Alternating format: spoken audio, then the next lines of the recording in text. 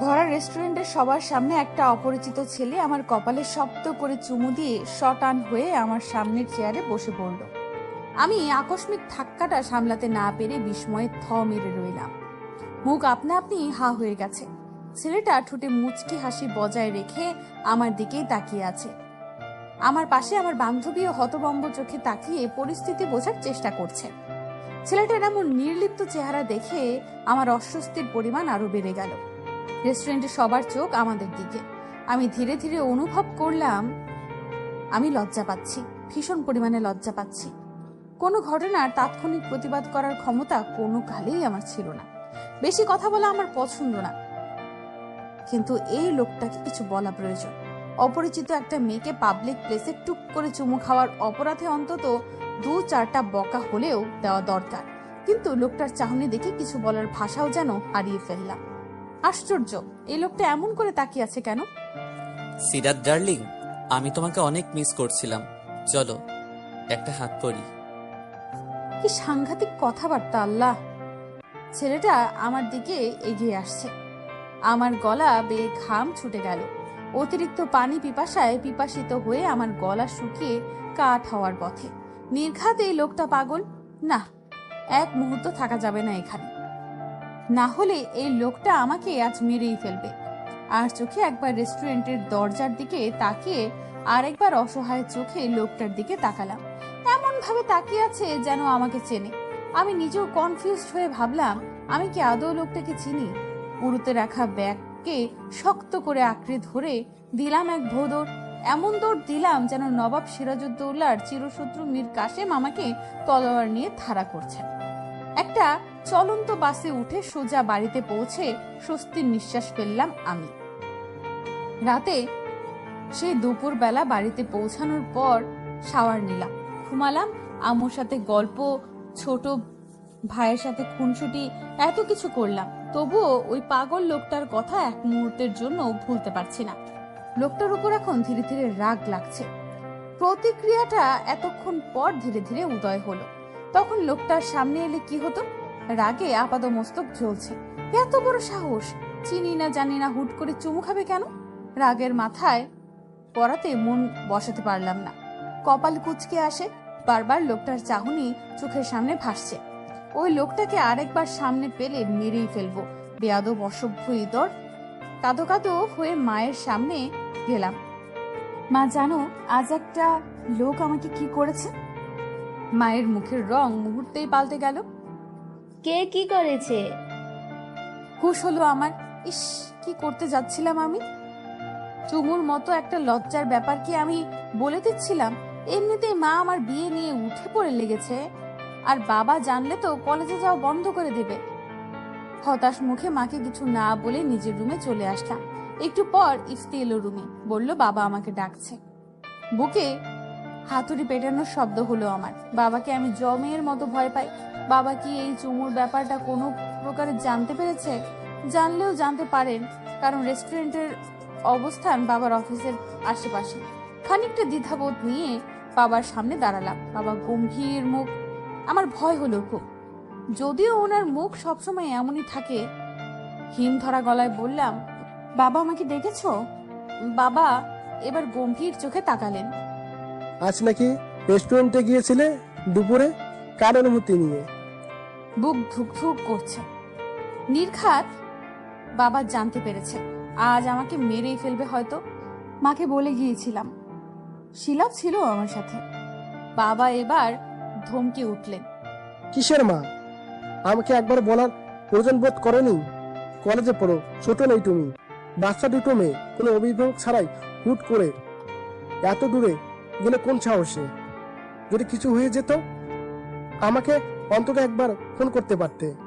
যাও পড়তে বসো। এরপর থেকে বাড়ি যেতে হলে তোমার মা এবং আমি দুজনের কাছেই পারমিশন নিয়ে বের হবে। জি বাবা। মুখ কালো বাবার সামনে থেকে চলে আসলাম। বাবা এসব ব্যাপারে খুবই স্ট্রেট। ঠিকই বলেছেন তিনি। আজ যদি বড় কেউ আমার সাথে থাকতো তাহলে এমন অপ্রীতিকর পরিস্থিতির সম্মুখীন হতে হতো না। আমি আঞ্জুমান সিরাত, ইংলিশ নিয়ে অনার্স প্রথম বর্ষে অধ্যয়ন করছি। আমার ছোট ভাই ইফতি 4র্থ শ্রেণীতে পড়ে। বাবা মা আর আমার ছোট ভাই, মোট 4 জন সদস্য নিয়ে ছোট্ট পরিবার আমাদের। বাবা সরকারি চাকরিজীবী আর মা গৃহিণী। বাবা মার শাসনের কোনো কমতি রাখিনি, তবু এই ছোট্ট পরিবারের ভালোবাসার কমতি নেই। এক কথায় হ্যাপি ফ্যামিলি। ছোটবেলা থেকেই বেশ ভালোই ছাত্রী আমি।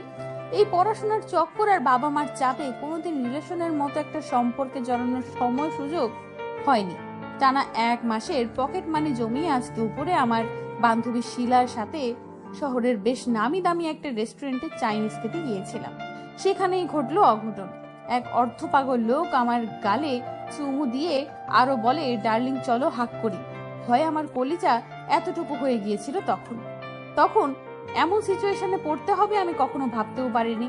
একরাশ চিন্তা নিয়ে কম্পন হাতে শিলাকে কল করলাম। বেচারের কি অবস্থা কে জানে। প্রথম রিংয়েই রিসিভ করলো সে। আমার কি হবে এখন? খুব ভয় করছে রে। আমাকে তখন একা বাঘের খাঁচায় ফেলে এখন জিজ্ঞেস করছিস কি হবে? প্লিজ এভাবে বলিস না। শিলার ব্যবহার বরাবরই ওইরকম, ভালো করে কারোর সাথে কথা বলে না, বললেও ঘ্যাট ঘ্যাট করে বলে। আমি বেশিরভাগ সমস্যাই শিলা সলভ করে। ভয়ের এখনো কি দেখেছিস? ওই ছেলেটা কি করেছে জানিস? জোর করে তোর নাম্বার নিয়েছে। কি, তুই দিয়ে দিতে পারলি নাম্বারটা? না দিয়ে কি করব? হুমকি দিচ্ছিল আমাকে, গান দিয়ে নাকি শুট করবে। ভয়ের পরিমাণটা আস্তে আস্তে বাড়তে লাগলো। তুই গুলি দেখেছিলি? না দেখিনি, তবে আমার মনে হয়েছে লোকটা মিথ্যে বলেনি। দোস্ত কি করবি, কিছু ভেবেছিস? ভাবাভাবির কিছু নেই, আমি এক্ষুনি মোবাইল সুইচ অফ করে রাখবো। বিকেল থেকে আননোন নাম্বার থেকে কল আসছে আমার মোবাইলে। শিলার কল কেটে আমি মোবাইলটা বন্ধ করে রাখলাম। হতে পারে ওই আননোন নাম্বারটা ওই পাগল লোকটার। ওই লোকটাকে এই জীবনে দেখেছি বলে মনে হচ্ছে না। তাহলে এসব করার মানে কি? আমার নাম্বার দিয়ে কি করবে? দেখে তো ভদ্রই মনে হয়েছিল, কারণ লোকটার রেস্টুরেন্টের দরজা দিয়ে ঢোকার সময়ই আমার নজর সেদিকে যায়। বেশ লম্বা চৌড়া, বেশ স্বাস্থ্যবান, স্যুট বুট পরে সাহেব সেজে শেষে কি না এমন এক অভদ্র কাজ করলো। এখন যদি আম্মু কোনোভাবে ব্যাপারটা জেনে যায়, আমার বিয়ে কনফার্ম করিয়েই ছাড়বে। আমি এখনই বিয়ে করতে চাইছি না। টেনশনে আমার সারা রাত আমি ঘুমাতে পারলাম না। এক প্রকার ছটফট করেই কাটিয়ে দিলাম। এক অজানা ভয়ে বুক দুরু দুরু করে কাঁপছিল। যখনই চোখে সামান্য লেগে আসছিল তখনই মনে হয়েছে এই বুঝি কেউ আমার গালে চুমু দিল, এই বুঝি সর্বনাশ হলো। সারা রাত 2 গালে হাত রেখে কাটিয়ে দিলাম আমি। মনে মনে 1000 বার প্রার্থনা করতে লাগলাম আর কোনোদিন যাতে ওই লোকটার সাথে দেখা না হয়। যদি দেখা হয়, হয়তো এর চেয়েও ভয়াবহ কাজ করে বসবে লোকটা, আর আমিও কোনো প্রতিবাদ করতে পারবো না।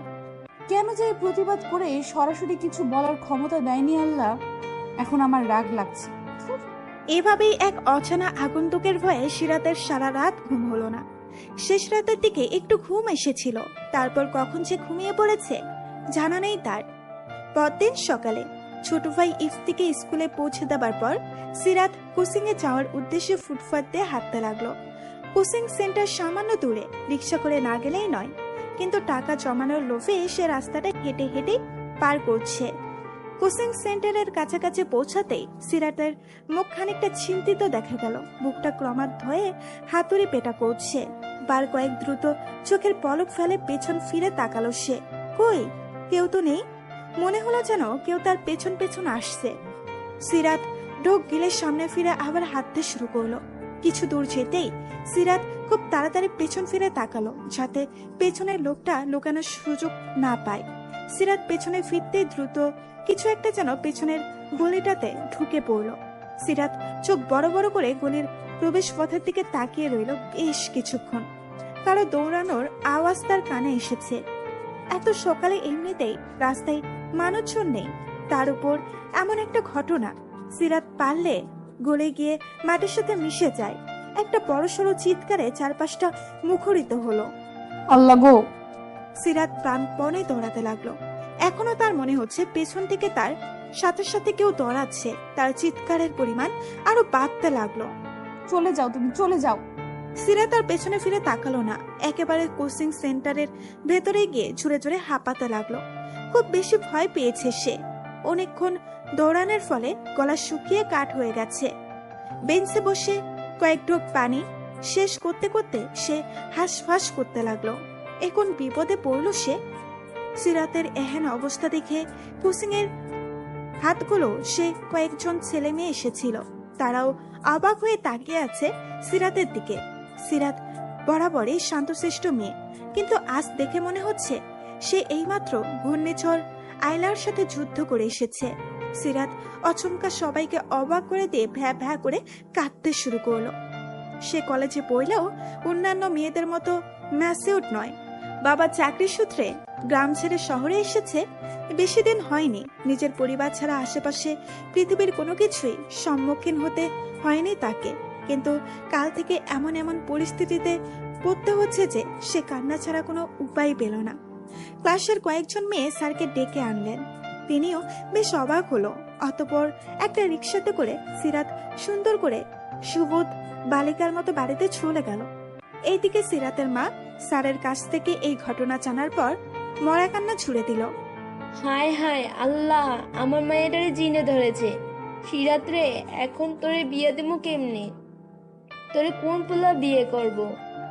তোরে আমি বলছিলাম মাথায় সবসময় ওড়না দিবি, তুয়া দুরুস পড়বি, আমার কথা শুনোস নাই। জিন তোরে বশ কইরা বটগাছে নিয়ে সংসার করব রে। সিরাত মুখ পানসে করে মায়ের দিকে তাকিয়ে রইল। মা এমন একটা সিচুয়েশনে তার বিয়ের কথা চিন্তা করছে। মায়ের কাছে তার কোনো দামই নেই। সিরাত কান্না মুখ করে নিজের রুমে চলে গেল। সেদিন সে আর কলেজে গেল না, সারাদিন বাড়িতেই সময় কাটালো। রাত 11টার পর আবার আননোন নাম্বার থেকে কল আসা শুরু করলো তার মোবাইলে। সিরাতের ইচ্ছে হলো এই মোবাইলটাকে প্রশান্ত মহাসাগরের পানিতে 10 বার ডুব মেরে আনতে। আজব তো, গতকাল থেকে এসব কি হচ্ছে আমার সাথে? ওই লোকটা কে? ওই লোকটা একটা সর্বনাশা। তুই একটা মহাপাগল। তুই পাবনা মানসিক হাসপাতালে অলিখিত রোগী। তুই কাকের ডিম। সিরাত দ্বিধাবোধ নিয়ে মোবাইলটা বন্ধ করে রাখলো। আননোন নাম্বার মানেই তার কাছে ভয়, কে না কে কল করেছে। কয়েকদিন কেটে গেল। সিরাত কলেজে যায়, আসে, আগের মতো প্রতিদিনের রুটিনের মতোই চলছে তার জীবন। সেই দিনের পর থেকে আর কোনো অনাকাঙ্ক্ষিত ঘটনার সম্মুখীন হতে হয়নি তাকে। ঘটনাগুলো ভুলে যাওয়ার পথে সে আজও সেই কলেজ শেষে গেটের বাহিরে একটা গাছের আড়ালে খানিকটা ছায়া দাঁড়িয়ে আছে। পাশে আছে শিলা। সিরাত চোখ ছোট ছোট করে সূর্যের প্রখরতা মাপার চেষ্টা করছে। হাতে একটা ফাইল, গরমের নাজেহাল অবস্থা একেবারে। শিলা মাথা নিচু করে এক মনে ফোনের স্কুল করেই চলেছে। বাসটা আসছে না কেন? এমন সময় ঘটলো আকস্মিক এক ঘটনা। সিরাতকে কেউ একজন জড়িয়ে ধরে আছে আলতো করে। ধাক্কাটা সামলাতেই সিরাতের একটু বেগ পেতে হলো। হাত পা ঠান্ডা হয়ে ফ্রিজড হলো যেন। ডার্লিং, সেদিন হাগ না করে চলে গেলে কেন? আমি তোমাকে মিস করি জানো। সিরাতের মনে হলো সে স্বপ্ন দেখছে। ভয়ে সে বিড়বিড় করে ভূত তাড়ানোর মন্ত্রটা আওড়াতে লাগলো। নিশ্চিত গাছের উপর থেকে ভূত নেমে এসেছে। সৌমন্তর সো, ভূত তুই চলে যা। থো থো থো। এই কি ভূতটা যাচ্ছে না কেন? সিরাত আরো কয়েকবার মন্ত্রটা পড়ল, একই ফলাফল। মুখে হাত দিয়ে লোকটার পাশ থেকে সরে এসে সিরাত এক নজর তাকালো। ওই দিনের আধা পাগল লোকটাই।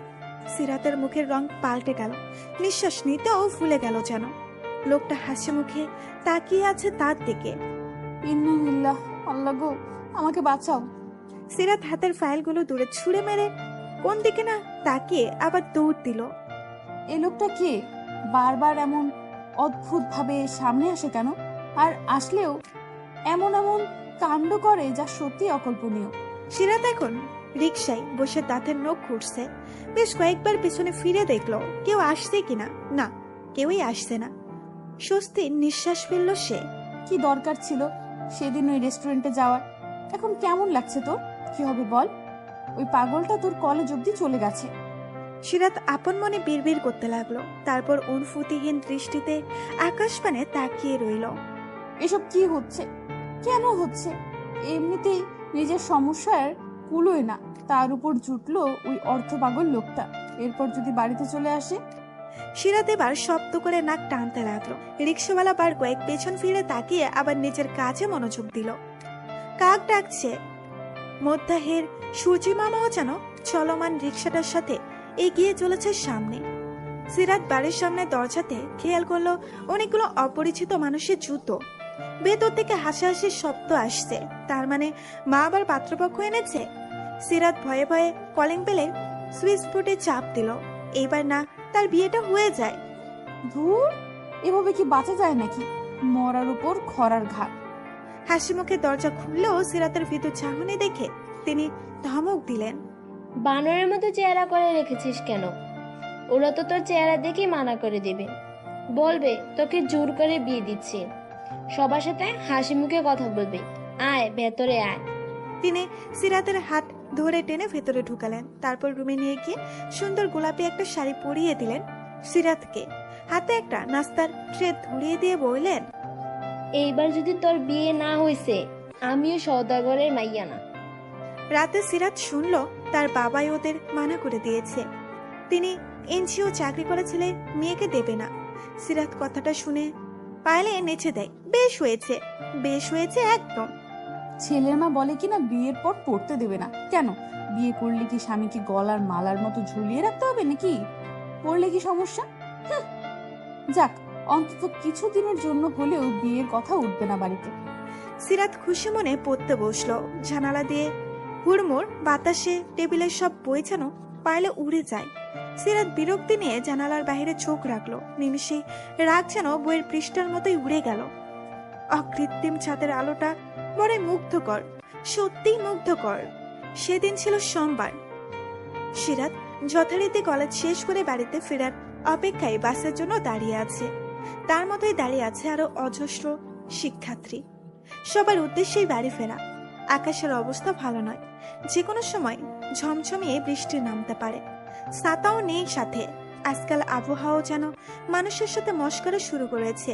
এই রোদ, এই বৃষ্টি, কোনো নিয়ম নীতি মানে না। আর এটা বাংলাদেশ, ঋতু অনুযায়ী চলবে জানি, তা না করে সব মিলেমিশে একাকার করে ফেলেছে। মৃদু বাতাস বইছে। সিরাতের বাসটা মিস হয়ে গেছে।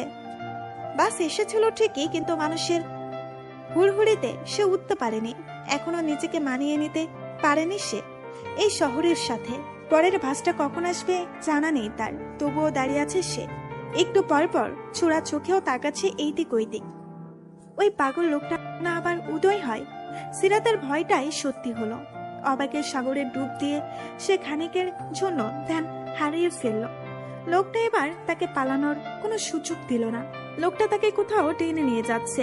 সিরাত শুধু বোকার মতো শূন্য দৃষ্টিতে অনুসরণ করে গেল। চোখ মুখ শুকিয়ে পাঙ্খর বর্ণ হয়ে গেছে। এই মুহূর্তে দেখে মনে হবে সে রক্ত শূন্যতার রোগী। লোকটা তাকে কলেজের একটু দূরে কার পাল্লার করার জায়গাটাতে এনে দাঁড়ানো শত শত গাড়ির একটিতে বসিয়ে নিজেও বসলো। সিরাত চোখ টিপ টিপ করে লোকটার দিকে তাকিয়ে অচমকা ঠোঁট উল্টে শব্দ করে কেঁদে উঠল। বিনীত কণ্ঠে বলল, প্লিজ প্লিজ, আমার কোনো ক্ষতি করবেন না। আমি কিছু করিনি, সত্যি বলছি। লোকটা যেন সিরাতের কথাই বেশ মজা পেল। ঠোঁটের কোণে উকি দিল ছোট্ট হাসি। গলা খানিকটা খাতে নামিয়ে বলল, আমি কি কিছু করেছি রাত? সিরাত বোকাবনে কান্না থামিয়ে তাকিয়ে রইল। আবার চোখের ভাসা ভাসা চিকন রক্তগুলো লাল হয়ে গেছে। সদ্য কয়েক ফোঁটা অশ্রু বিসর্জনের পরেও চোখ টলমল করছে। লোকটা সিরাতের গালে আহত করে হাত রাখলো। দুজনের মাঝে বেশ দূরত্ব। সিরাত এবার এক অদ্ভুত কথা বলল, আপনি আমাকে সবসময় ইয়ের মতো করেন কেন? ইয়ে মানে কি রাত? ইয়ে মানে বউ। লোকটা হাসি দিয়ে বলল। কি করেছি আমি? সিরাত এবার নাক টেনে টেনে বলতে শুরু করলো, আপনি আমার কপালে চুমু দিয়েছেন, জড়িয়ে ধরেছেন, এখন আবার আমার গালে হাত রেখেছেন। এগুলো আপনার বউয়ের সাথে করতে পারেন না? আমার সাথে কেন এমন করছেন? আমার মা বাবা জানলে আমাকে মেরে ফেলবে, আর পড়তে দেবে না। লোকটা এবার শব্দ করে হেসে দিল। হাসির ঝংকারটা সিরাত বেশ মনোযোগ দিয়ে শুনল। লোকটাকে এখন আর বিপজ্জনক মনে হচ্ছে না। আচ্ছা, আপনি কি পাগল? ঠিক ধরেছ, আমি বেশ কয়েক মাস পাগলা গারোতেই ছিলাম। সিরাতের মাথায় এবার ভন ভন করে ঘুরতে শুরু করলো। ইচ্ছে করলো লোকটাকে সে নিজেই নিজ খরচে পাবনা পাঠিয়ে দেয়। ওনার আরো দীর্ঘমেয়াদী চিকিৎসার প্রয়োজন। সিরাতের মাথায় এবার ভন ভন করতে শুরু করলো। ইচ্ছে করলো লোকটাকে সে নিজের খরচে পাবনা পাঠিয়ে দেয়। ওনার আরো দীর্ঘমেয়াদী চিকিৎসা প্রয়োজন। তার মানে আপনি সত্যিই পাগল? আমি অনেক আগেই রিকভার করেছি রাত। Now I am totally fine. না না, আপনি এখনো পাগল। যেমন তেমন পাগল না, একটা বদ্ধ পাগল। সিরাত এবার একটু নিজেকে গুটিয়ে নিল। এই লোকটা তো আসলেই পাগল। গলা শক্ত করে কিছু বলার চেষ্টা করলো, কিন্তু সমস্যা হলো, গলা শক্ত হয়ে গিয়েছে। তার কণ্ঠ আরো নরম শোনায়। আপনি আমার সাথে এমন করেন কেন? লোকটা এবার নিজের মাথার ঝগড়া চুলগুলোকে হাত দিয়ে এলোমেলো করে মাথা নিচু করে লজ্জা নিবারণের চেষ্টা করলো। ঠোঁট বাঁ দিকে প্রসারিত করে বলল, তোমাকে লজ্জা পেতে দেখলে, ভরকাতে দেখলে আমার ভীষণ ভালো লাগে। আপনি আমার পিছু কেন নিয়েছেন? আপনি আর আমার সাথে কোনো অশুভ আচরণ করবেন না, বুঝেছেন? সিরাত মুখে রক্তিম আভা নিয়ে দেখলো লোকটা তার কথা শুনে আবারও হাসছে। আজব তো, সে কি হাসার মতো কোনো কথা বলেছে? তার কণ্ঠস্বর কি কঠিন শোনায়নি? সিরাত গলা খাকারে দিয়ে ঢোক গিলল একটা। তার লজ্জা লাগছে। লোকটা এমন কেন? মিস আঞ্জুমান সিরাত, তুমি কি জানো আমি গত 1 বছর ধরে তোমাকে পাগলের মতো খুঁজছি। আমি একজন এনএসআই অফিসার। সময় সুযোগের অভাবে তোমাকে আমি হারিয়ে ফেলেছিলাম সেদিন, কিন্তু অ্যাট লাস্ট তোমার খোঁজ পাই গত 2 মাস আগে। সেই থেকে শুরু।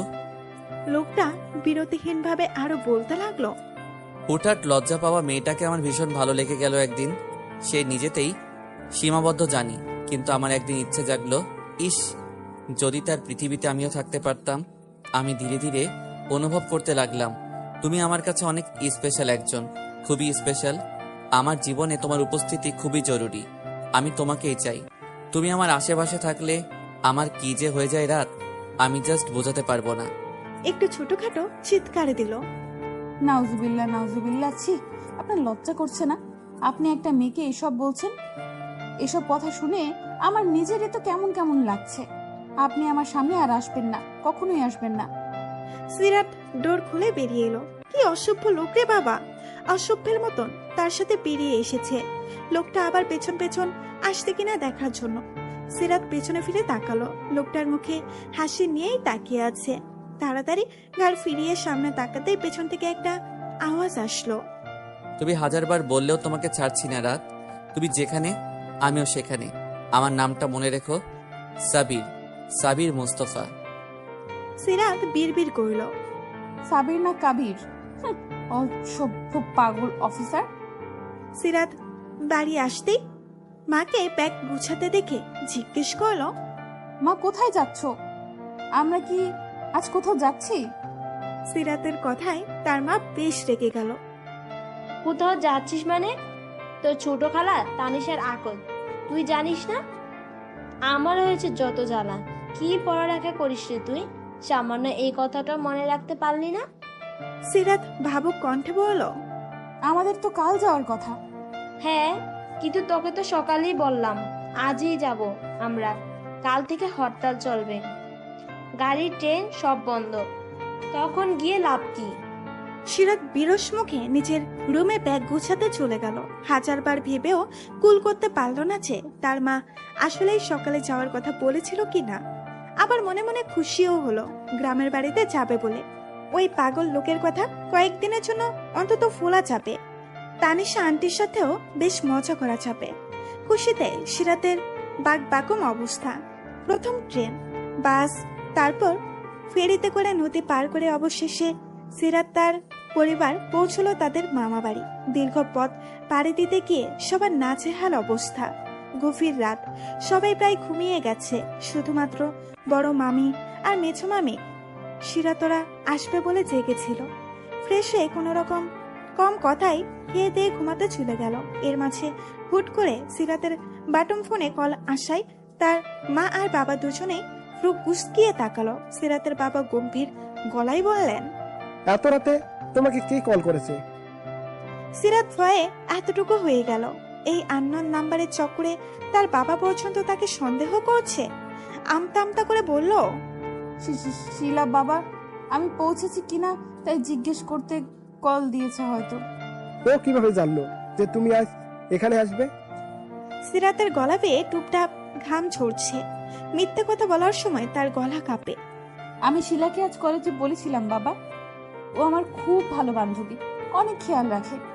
সিরাতের মা তীক্ষ্ণ চোখে তাকিয়ে আছে, দেখে মনে হবে কোনো কিছুর সীমাকরণ মেলাতে চিন্তায় তিনি মগ্ন। সিরাতের বাবা এবার বললেন, তোমার মোবাইল দাও দেখি। অমনি সিরাতের মুখ শুকিয়ে গেল, ভয়ে তার হাঁটু কাঁপাকাঁপি শুরু হয়ে গেছে। এখন যদি বাবা ওই নাম্বারটা শিলার নয় তা বুঝতে পারে তো কি হবে? মোবাইলে তো স্পষ্ট নাম্বারটা আনসেভড করা। মিথ্যে বলার কারণ জানতে চাইলেই বা কি বলবো? এর আগে অনেকবার বাবার ফোন চেক করেছে, কিন্তু তখন এত ভয় লাগেনি। এই আননোন নাম্বারের চক্করে বাবা মায়ের কাছে কি ছোট হব? সিরাতকে ভীতু চোখে কাঠ হয়ে দাঁড়িয়ে থাকতে দেখে তার বাবা আবারও ধমকালেন। তোমাকে কি বলছি শুনতে পাচ্ছ না? মোবাইল দাও, আমি দেখি কার কল। তুমি কি আমাকে সন্দেহ করছো বাবা? বাবা চোখ এবার আরো কঠোর হলো। তোমাকে বিশ্বাসের ফল যাচাই করছি।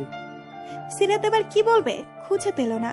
মোবাইলটাকে মুট করে শক্ত হাতে দাঁড়িয়ে রইল, মনে মনে প্রার্থনা করলো, আল্লাহ এইবারের মতো বাঁচিয়ে দাও। এমন সময় সিরাতের ছোট খালা তানিশা রুম থেকে বেরিয়ে এলো। সিরাতকে দুই হাতে জড়িয়ে ধরে ঘুম ঘুম কণ্ঠে বলল, তোরা চলে এসেছিস? খেয়েছিস কিছু? চল আমার সাথে ঘুমাবি তুই। সিরাতের বড় মামিও তানিশার সাথে তাল মেলালো।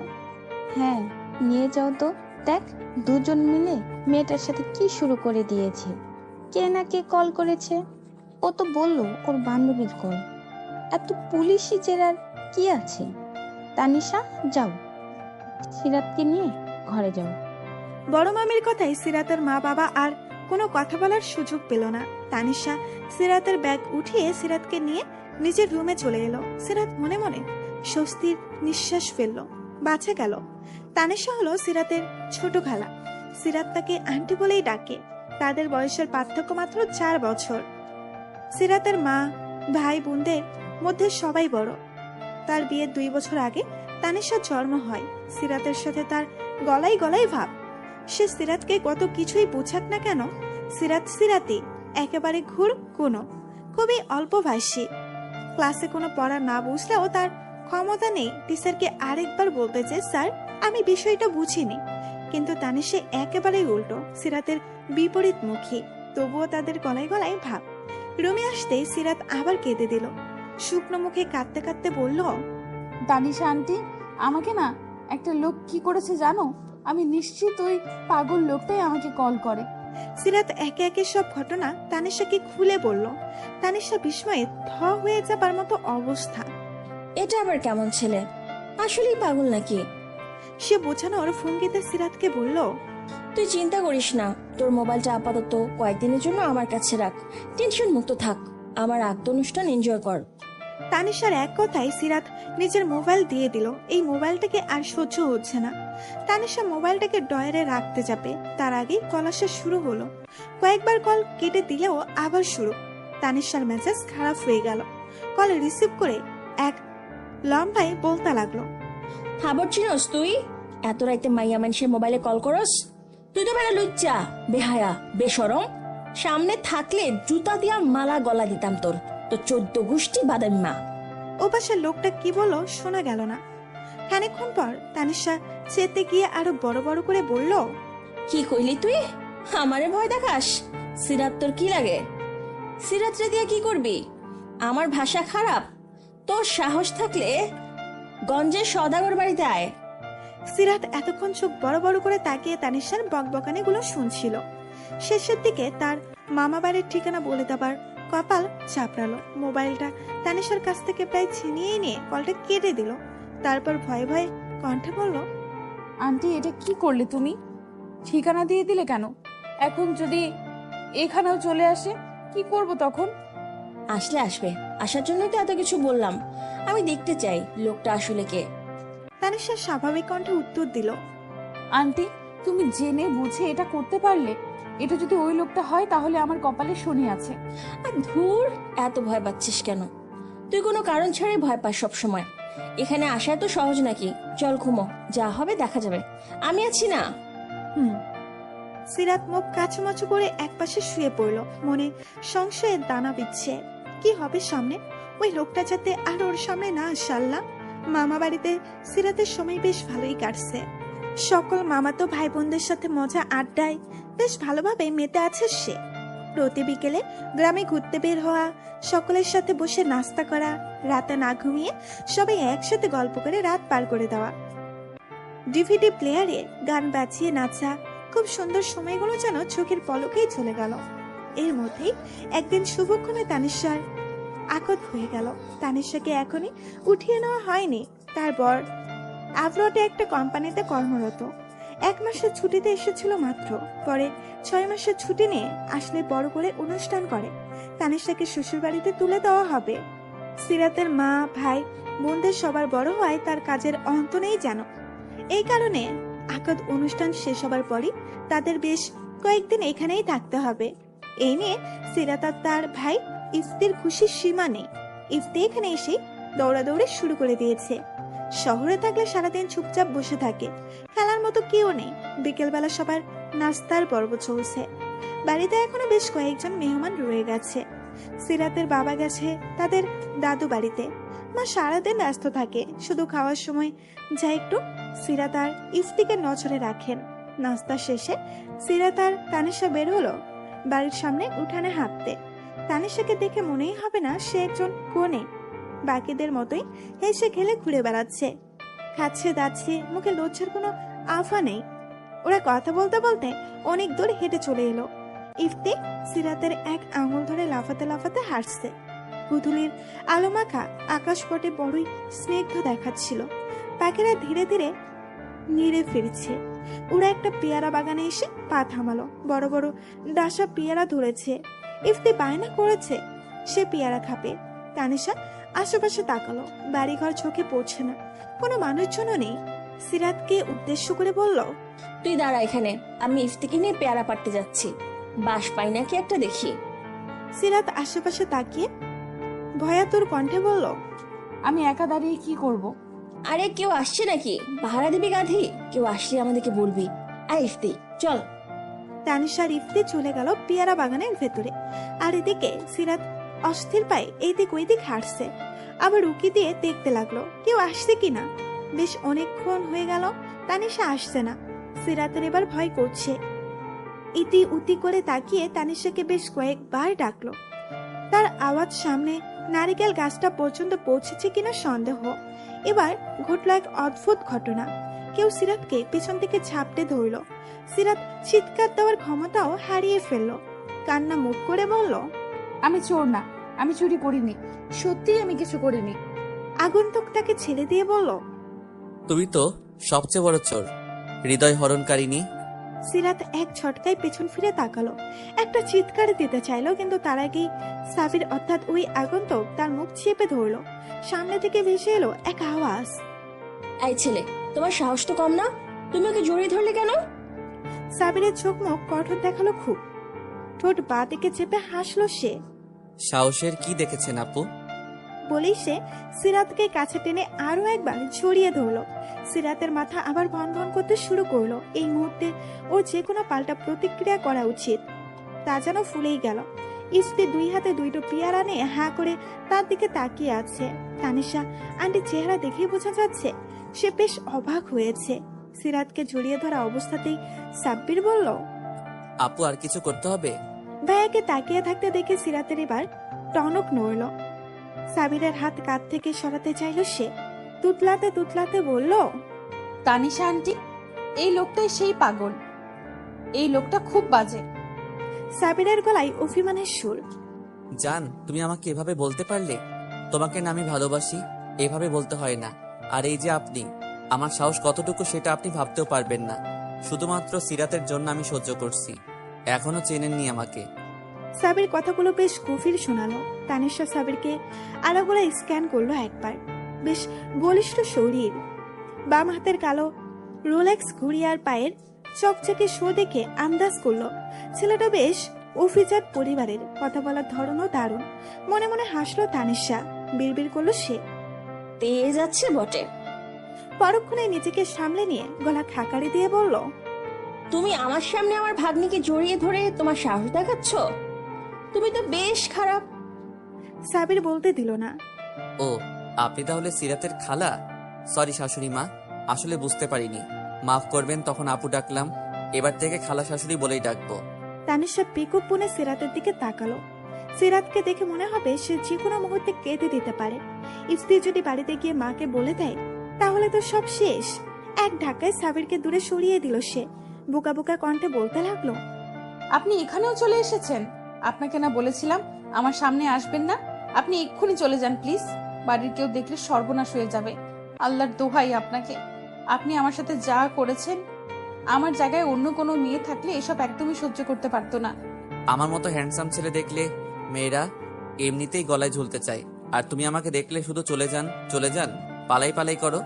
সিরাত এবার হাত জোর করে বলল, আপনি চলে যান দয়া করে। সাবির একটা দীর্ঘশ্বাস ফেলল, চোখে মুখে স্পষ্ট রাগ, তবুও হাসি নিয়ে বলল, আমি এমনিতেও চলে যেতাম রাত, তোমাকে একবার দেখতেই এত দূর আসা। ঠিক আছে, চলে যাচ্ছি। সাবির পিয়ারা বাগানের সামনে ছোট্ট গেটটা পেরিয়ে হেঁটে চলে গেল।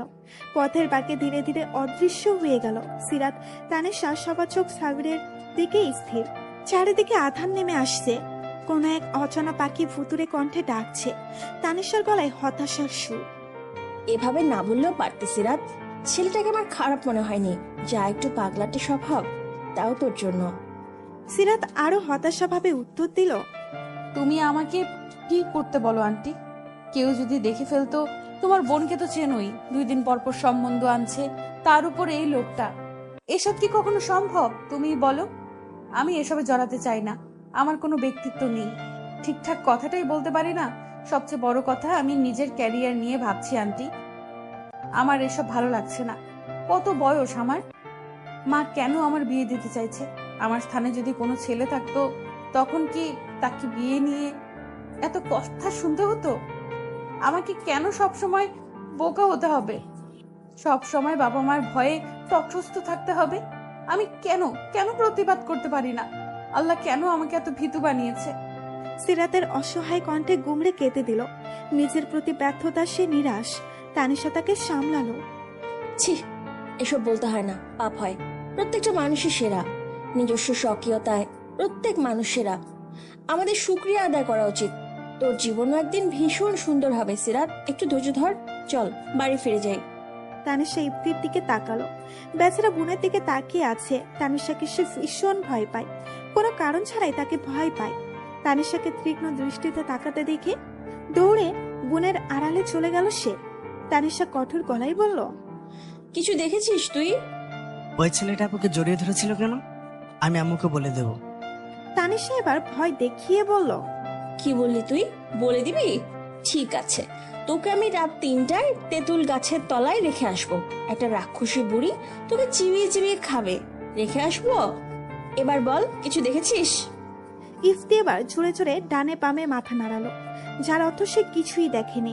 খানিকটা আধারের ফিরে সিরাতকেও ধীরে ধীরে বাড়িতে ফিরে গেল। বাড়িতেও সবকিছুই স্বাভাবিক, কেউই তাদের খুঁজেনি।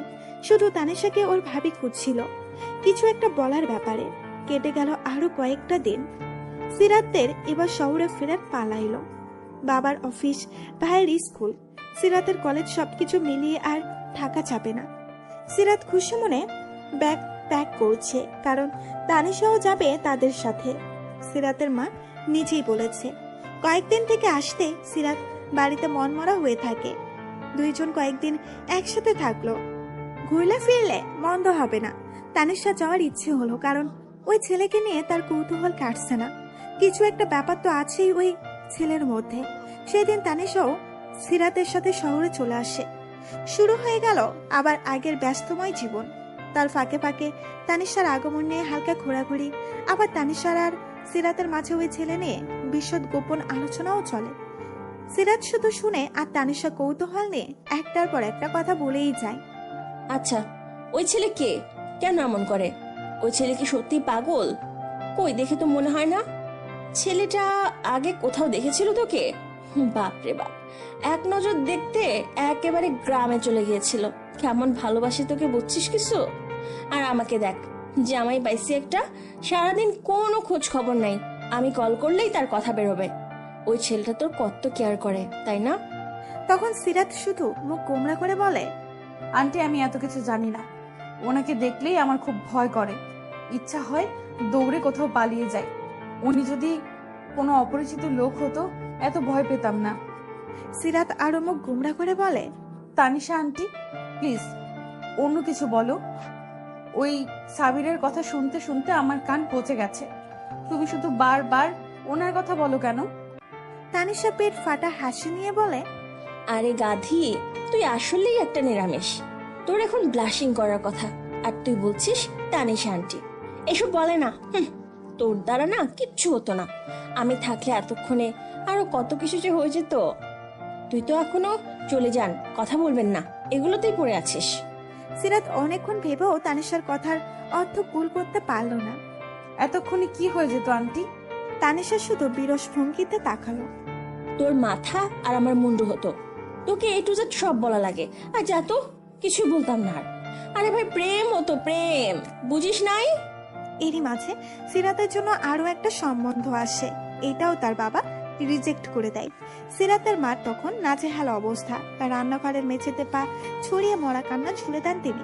স্বামীকে শুনিয়ে শুনিয়ে বলতে থাকেন, মইরা জামুগা, সব মাইয়া গো বিয়া হইয়া যাইতাছে গা, আর আমার মাইয়াটা এখনো ঘরে বইসা আঙ্গুল চুষতাছে। বলি, নিজেরই কোনো রাজার বংশধর ভাবো তুমি? নিজের মায়েরে কোন হানে কোন রাজপুত্রের লহে বিয়া দাও, আমিও দেখমু। ওর জন্য কি রাজপুত্র বইয়া থাকছে? 2 দিন পর যখন মাইয়ার চোখ বাহিরে বের হইয়া যাইব, তখন বুঝবা। সময় থাকতে বিয়া দাও। একদিকে সিরাতের মা কাঁদে, অন্যদিকে সিরাত বালিশে মুখ গুজে কাঁদে, কারণ মায়ের কথার উপর কিছু বলার ক্ষমতা তার নেই। মা কেন এমন করে? সে কি কখনো তাদের কথার বাইরে গিয়েছে? তবু কেন মায়ের মুখে এমন খারাপ কথা শুনতে হয়? কই, শিলার মা তো ওর সাথে এমন ব্যবহার করে না। মায়ের কথা মতো চলেও সব কথা শুনে ওইসব কথা শুনতে কোন মেয়ের ভালো লাগবে? তানিশা সিরাতকে সান্ত্বনা দেয়, সিরাত, তুই আপার কথা কিছু মনে করিস না। আপা গোপনে কিন্তু তোর সুনামও করে। রাগের সময় মাথা ঠিক থাকে না, আমরা সবাই জানি। তুই খুব ভালো মেয়ে। তোর মতো মেয়ে এই যুগে 10 বার খুঁজলেও পাওয়া যাবে না।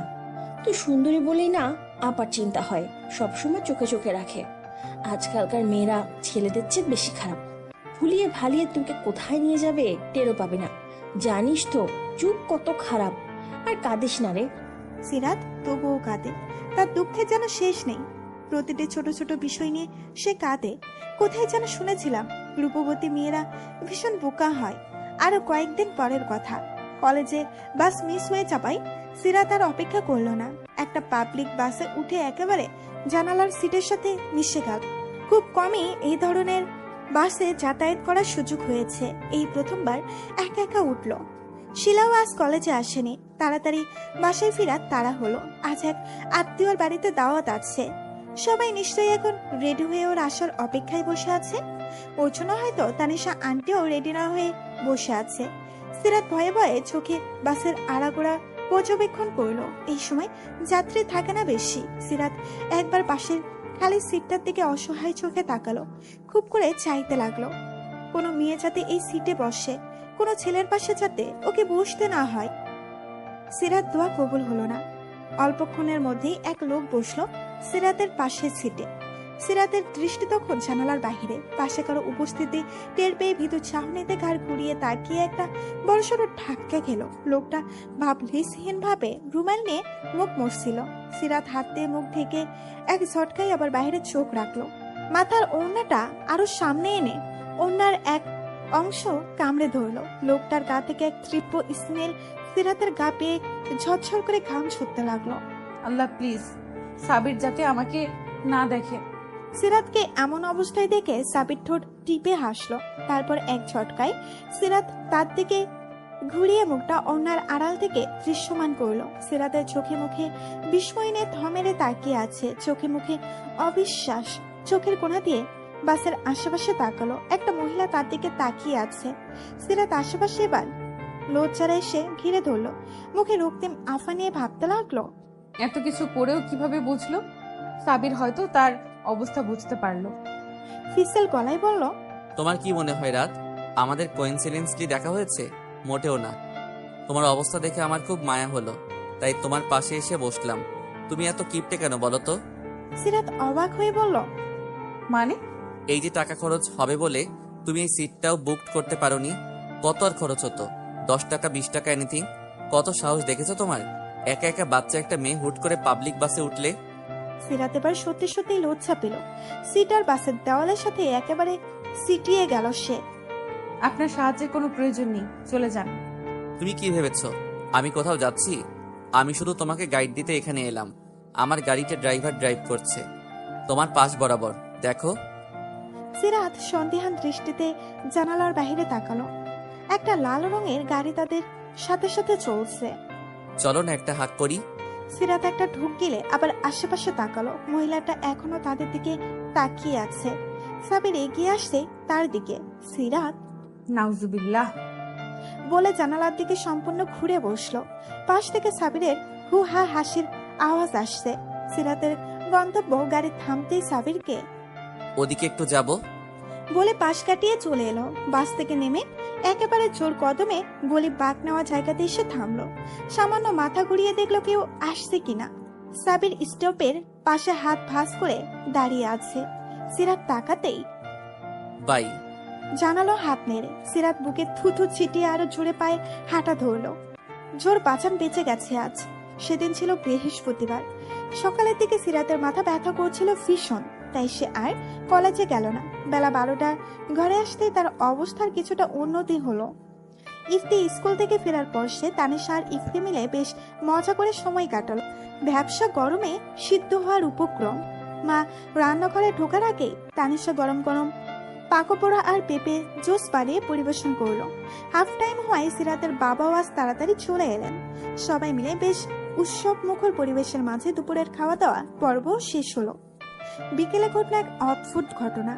এক প্রাপ্তবয়স্ক মহিলা ইয়া বড় বড় কার্টুনে নাস্তা, ফ্রুট আর কমল পানি নিয়ে সিরাতের ফ্ল্যাটের দরজার সামনে হাজির। সিরাতরা পরিবেশের সবাই মিলে তখন টিভি দেখছিল ড্রয়িং রুমে। বাড়িতে হঠাৎ করে আগাম কোনো কথা ছাড়াই মেহমান আসায় সিরাতরা বেশ এলোমেলো হয়ে পড়ল। ভেবেছিল পাশের বাড়ির কোনো মানুষ। দরজার সামনে অপরিচিত মহিলাকে দেখে তাড়াতাড়ি মাথার ওড়না থেকে সালাম দিয়ে দরজার কর্নারে সোফায় বসে থাকা মাকে ইশারা করলো। সৌজন্যমূলক হাসি দিয়ে তাড়াতাড়ি প্রস্থান গমন করলো সে। তানিশা আর ইফতিও ট্রে আর গ্লাস উঠিয়ে সিরাতের পেছন পেছন দ্রুত পায়ে চলে গেল। আর সিরাতের বাবাও টিভি বন্ধ করে নিজেদের রুমে চলে এলেন। উৎসব মুখের পরিবেশটা হঠাৎ করে কেন যেন থমথমে নীরবতা ছিয়ে গেল। দরজার সামনে দাঁড়ানো ভদ্র মহিলাটিকে দেখে সিরাতের মায়ের মুখে হাসি ফুটল। মহিলাটিকে তিনি চেনেন না, ভুল করে আসলো নাকি? মুখে হাসি এনে তিনি জিজ্ঞেস করলেন, আপনি কি এখানেই আসছেন? ভুল ঠিকানা আসেন নাই তো? আমি মাহফুজা আইভি। আপনি কি সিরাতের মা? আমি আঞ্জুমান সিরাতের বাড়ি এসেছি। আমি যদি ভুল না করি এইটা কি সিরাতের বাড়ি নয়? মহিলাটির কথা বলার ধরন দেখে সিরাতের মা চমকে গেলেন। ধারণা করলেন মহিলা বেশ শিক্ষিত এবং মার্জিত। চেহারায় বয়সে ছাপ পড়লেও কণ্ঠ শুনলে মনে হবে ষোড়শ কিশোরী। চমকিত চোখে তিনি আপাতত মস্তিষ্ক পর্যবেক্ষণ করলেন। পায়ের কাছে নাস্তার বহন দেখে চোখ গোল গোল আকার ধারণ করলো ওনার। কৌশলী চোখে বোরখাটা দেখে অনুমান করলেন মহিলা বেশ সম্ভ্রান্ত পরিবারের।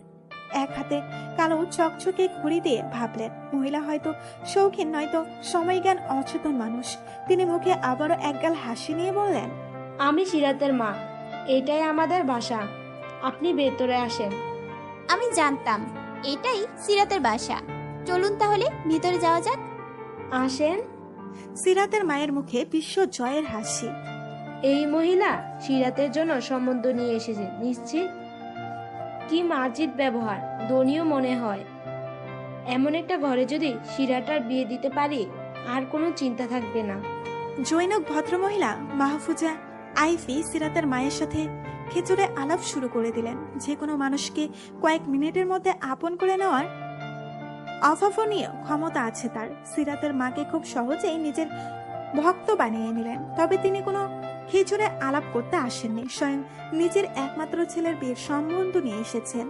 ছেলে তার সিরাতকে প্রথম দেখেই ভালোবেসে ফেলেছেন। সিরাতের বাবার সাথে আলাপে বসলেন এবার। কয়েক মিনিটের মধ্যে সিরাতের বাবা খুব ভেবেচিন্তে কাল ছেলেকে সহ দাওয়াত করলেন। স্বামীর সম্মতি সূচক ইঙ্গিত পেয়ে সিরাতের মা আহ্লাদে আটখানা যেন।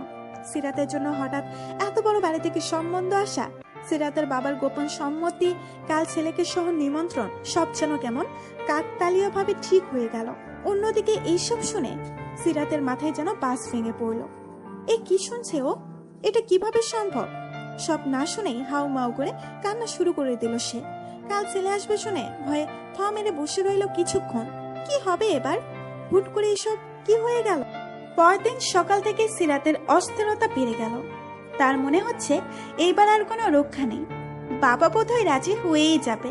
ভাবতে ঠোঁট উল্টে কাদার উপক্রম হলো সিরাতের। গতকাল রাতেও এসব নিয়ে চিন্তা করতে করতে ঘুম হয়নি। ছেলে আসবে শুনে কোনো কারণ ছাড়াই সিরাত লজ্জা পাচ্ছে। ছেলের সামনে আসতে বললে কি হবে? আলাদা কথা বলতে দিলে কি হবে তখন? এইসব মাথায় নিয়ে সে লজ্জায় একেবারে নুয়ে পড়ছে।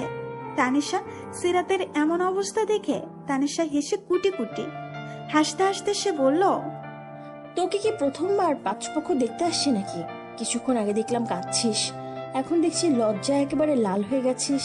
কি ব্যাপার? সিরাত তানিশাকে জড়িয়ে ধরল। আন্টি, এইবারের ব্যাপারটা আলাদা। আব্বু মত দিয়ে দিয়েছে, সব ওই মহিলার দোষ। আন্টি, ওনারা একটু পরে চলে আসবে, আমি কি করব? তানিশা পিঙ্কের মতো মাথা নাড়ালো। সবই তো বুঝলাম, কিন্তু তোর এই সাইকোটা কোথায়? আমি যা বুঝেছি এত সহজে কিন্তু হাল ছাড়বার পাত্র নয় সে। সিরাত আবার গাইগুই করে বলল, উফ আন্টি, এইসব বলে ভয় আর বাড়িও না। ওই লোকটার নাম শুনেও আমার ভয় করছে। কখন কিভাবে কোথা থেকে হুট করে সামনে চলে আসে আমি নিজেও ঠাহর করতে পারি না।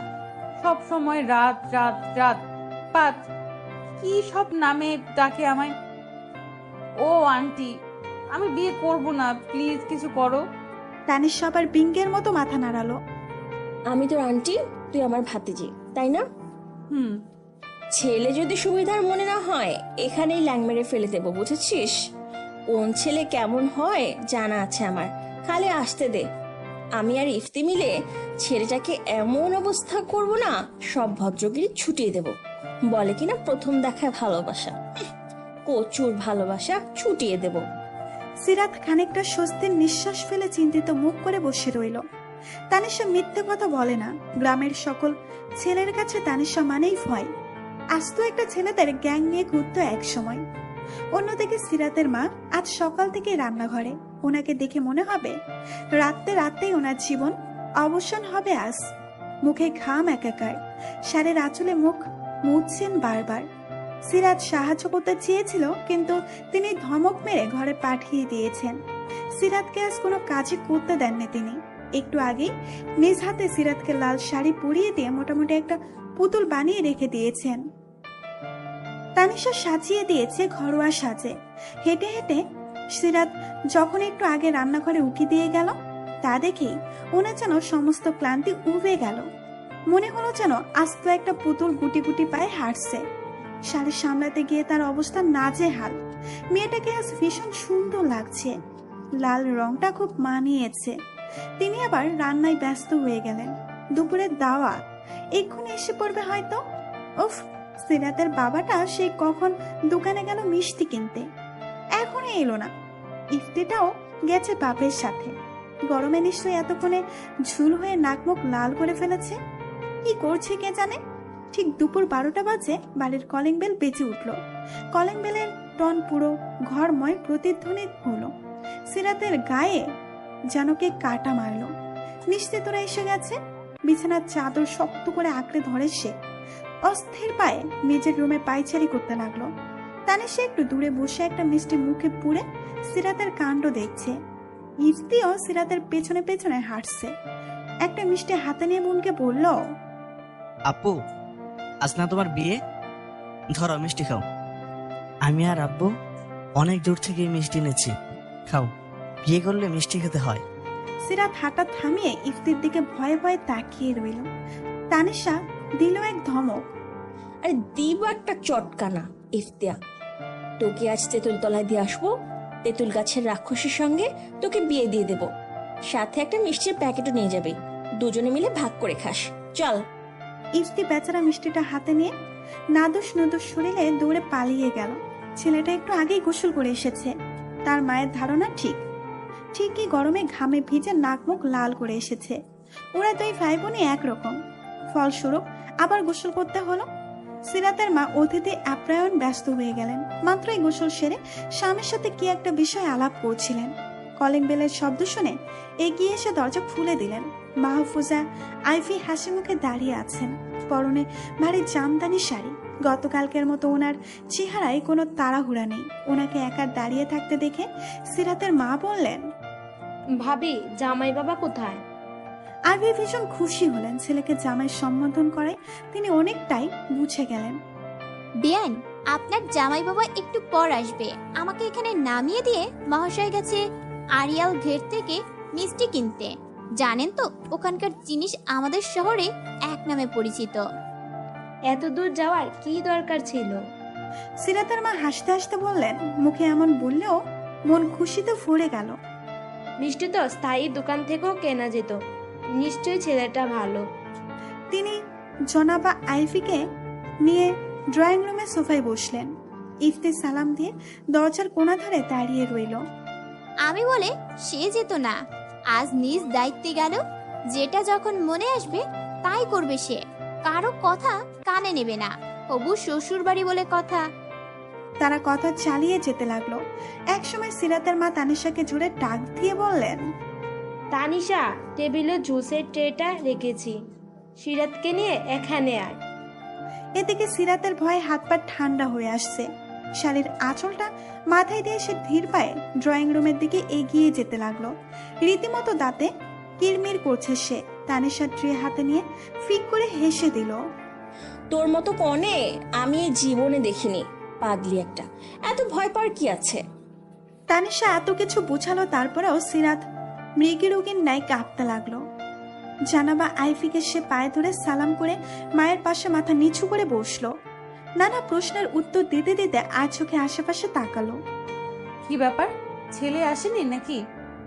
স্বস্তির নিঃশ্বাস ফেললো সে। এত কিছুর পরেও তার একটা বিষয় ভালো লাগলো।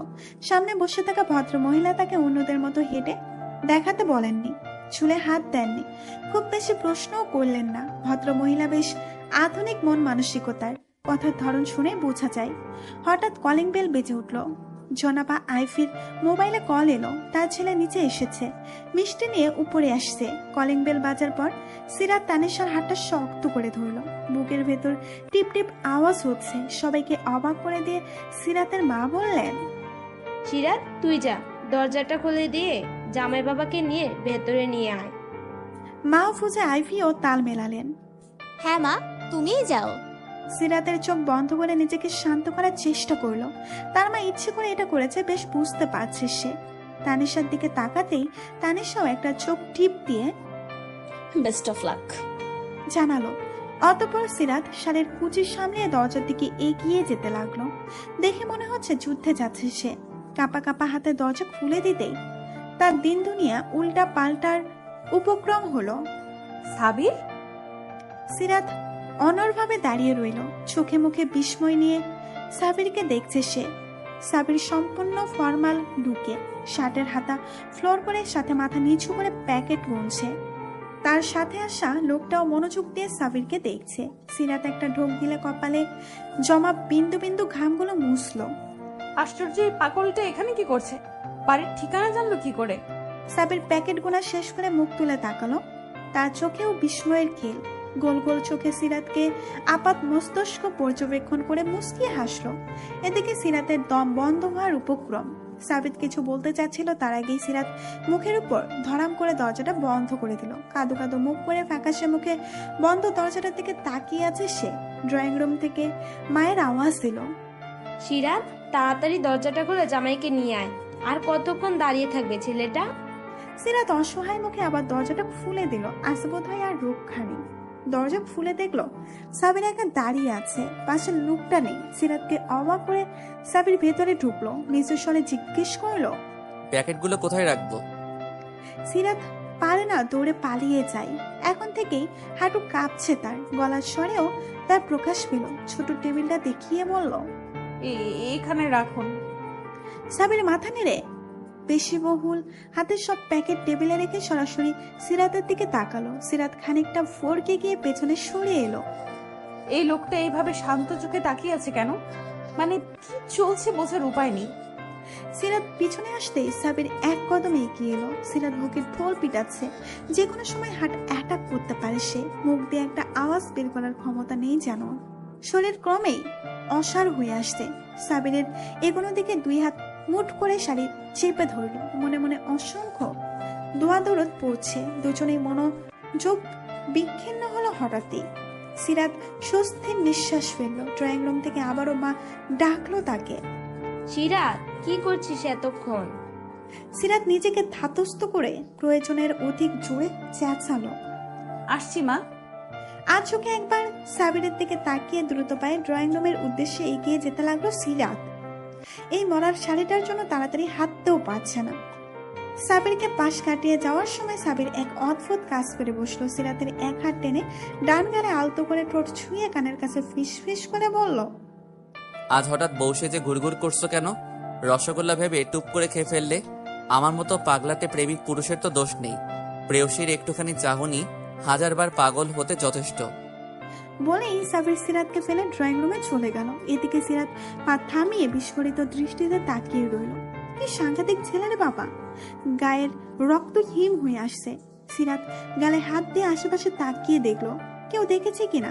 একরাশ লজ্জা দুঃখ ভরাক্রান্ত মন নিয়ে সে ড্রয়িং রুমে গেল। সবকিছু এলোমেলো লাগছে তার। সাবির এই মহিলার ছেলে? এই ছেলেই কি তাহলে পাত্র? ভাবতেই গলা শুকিয়ে এলো।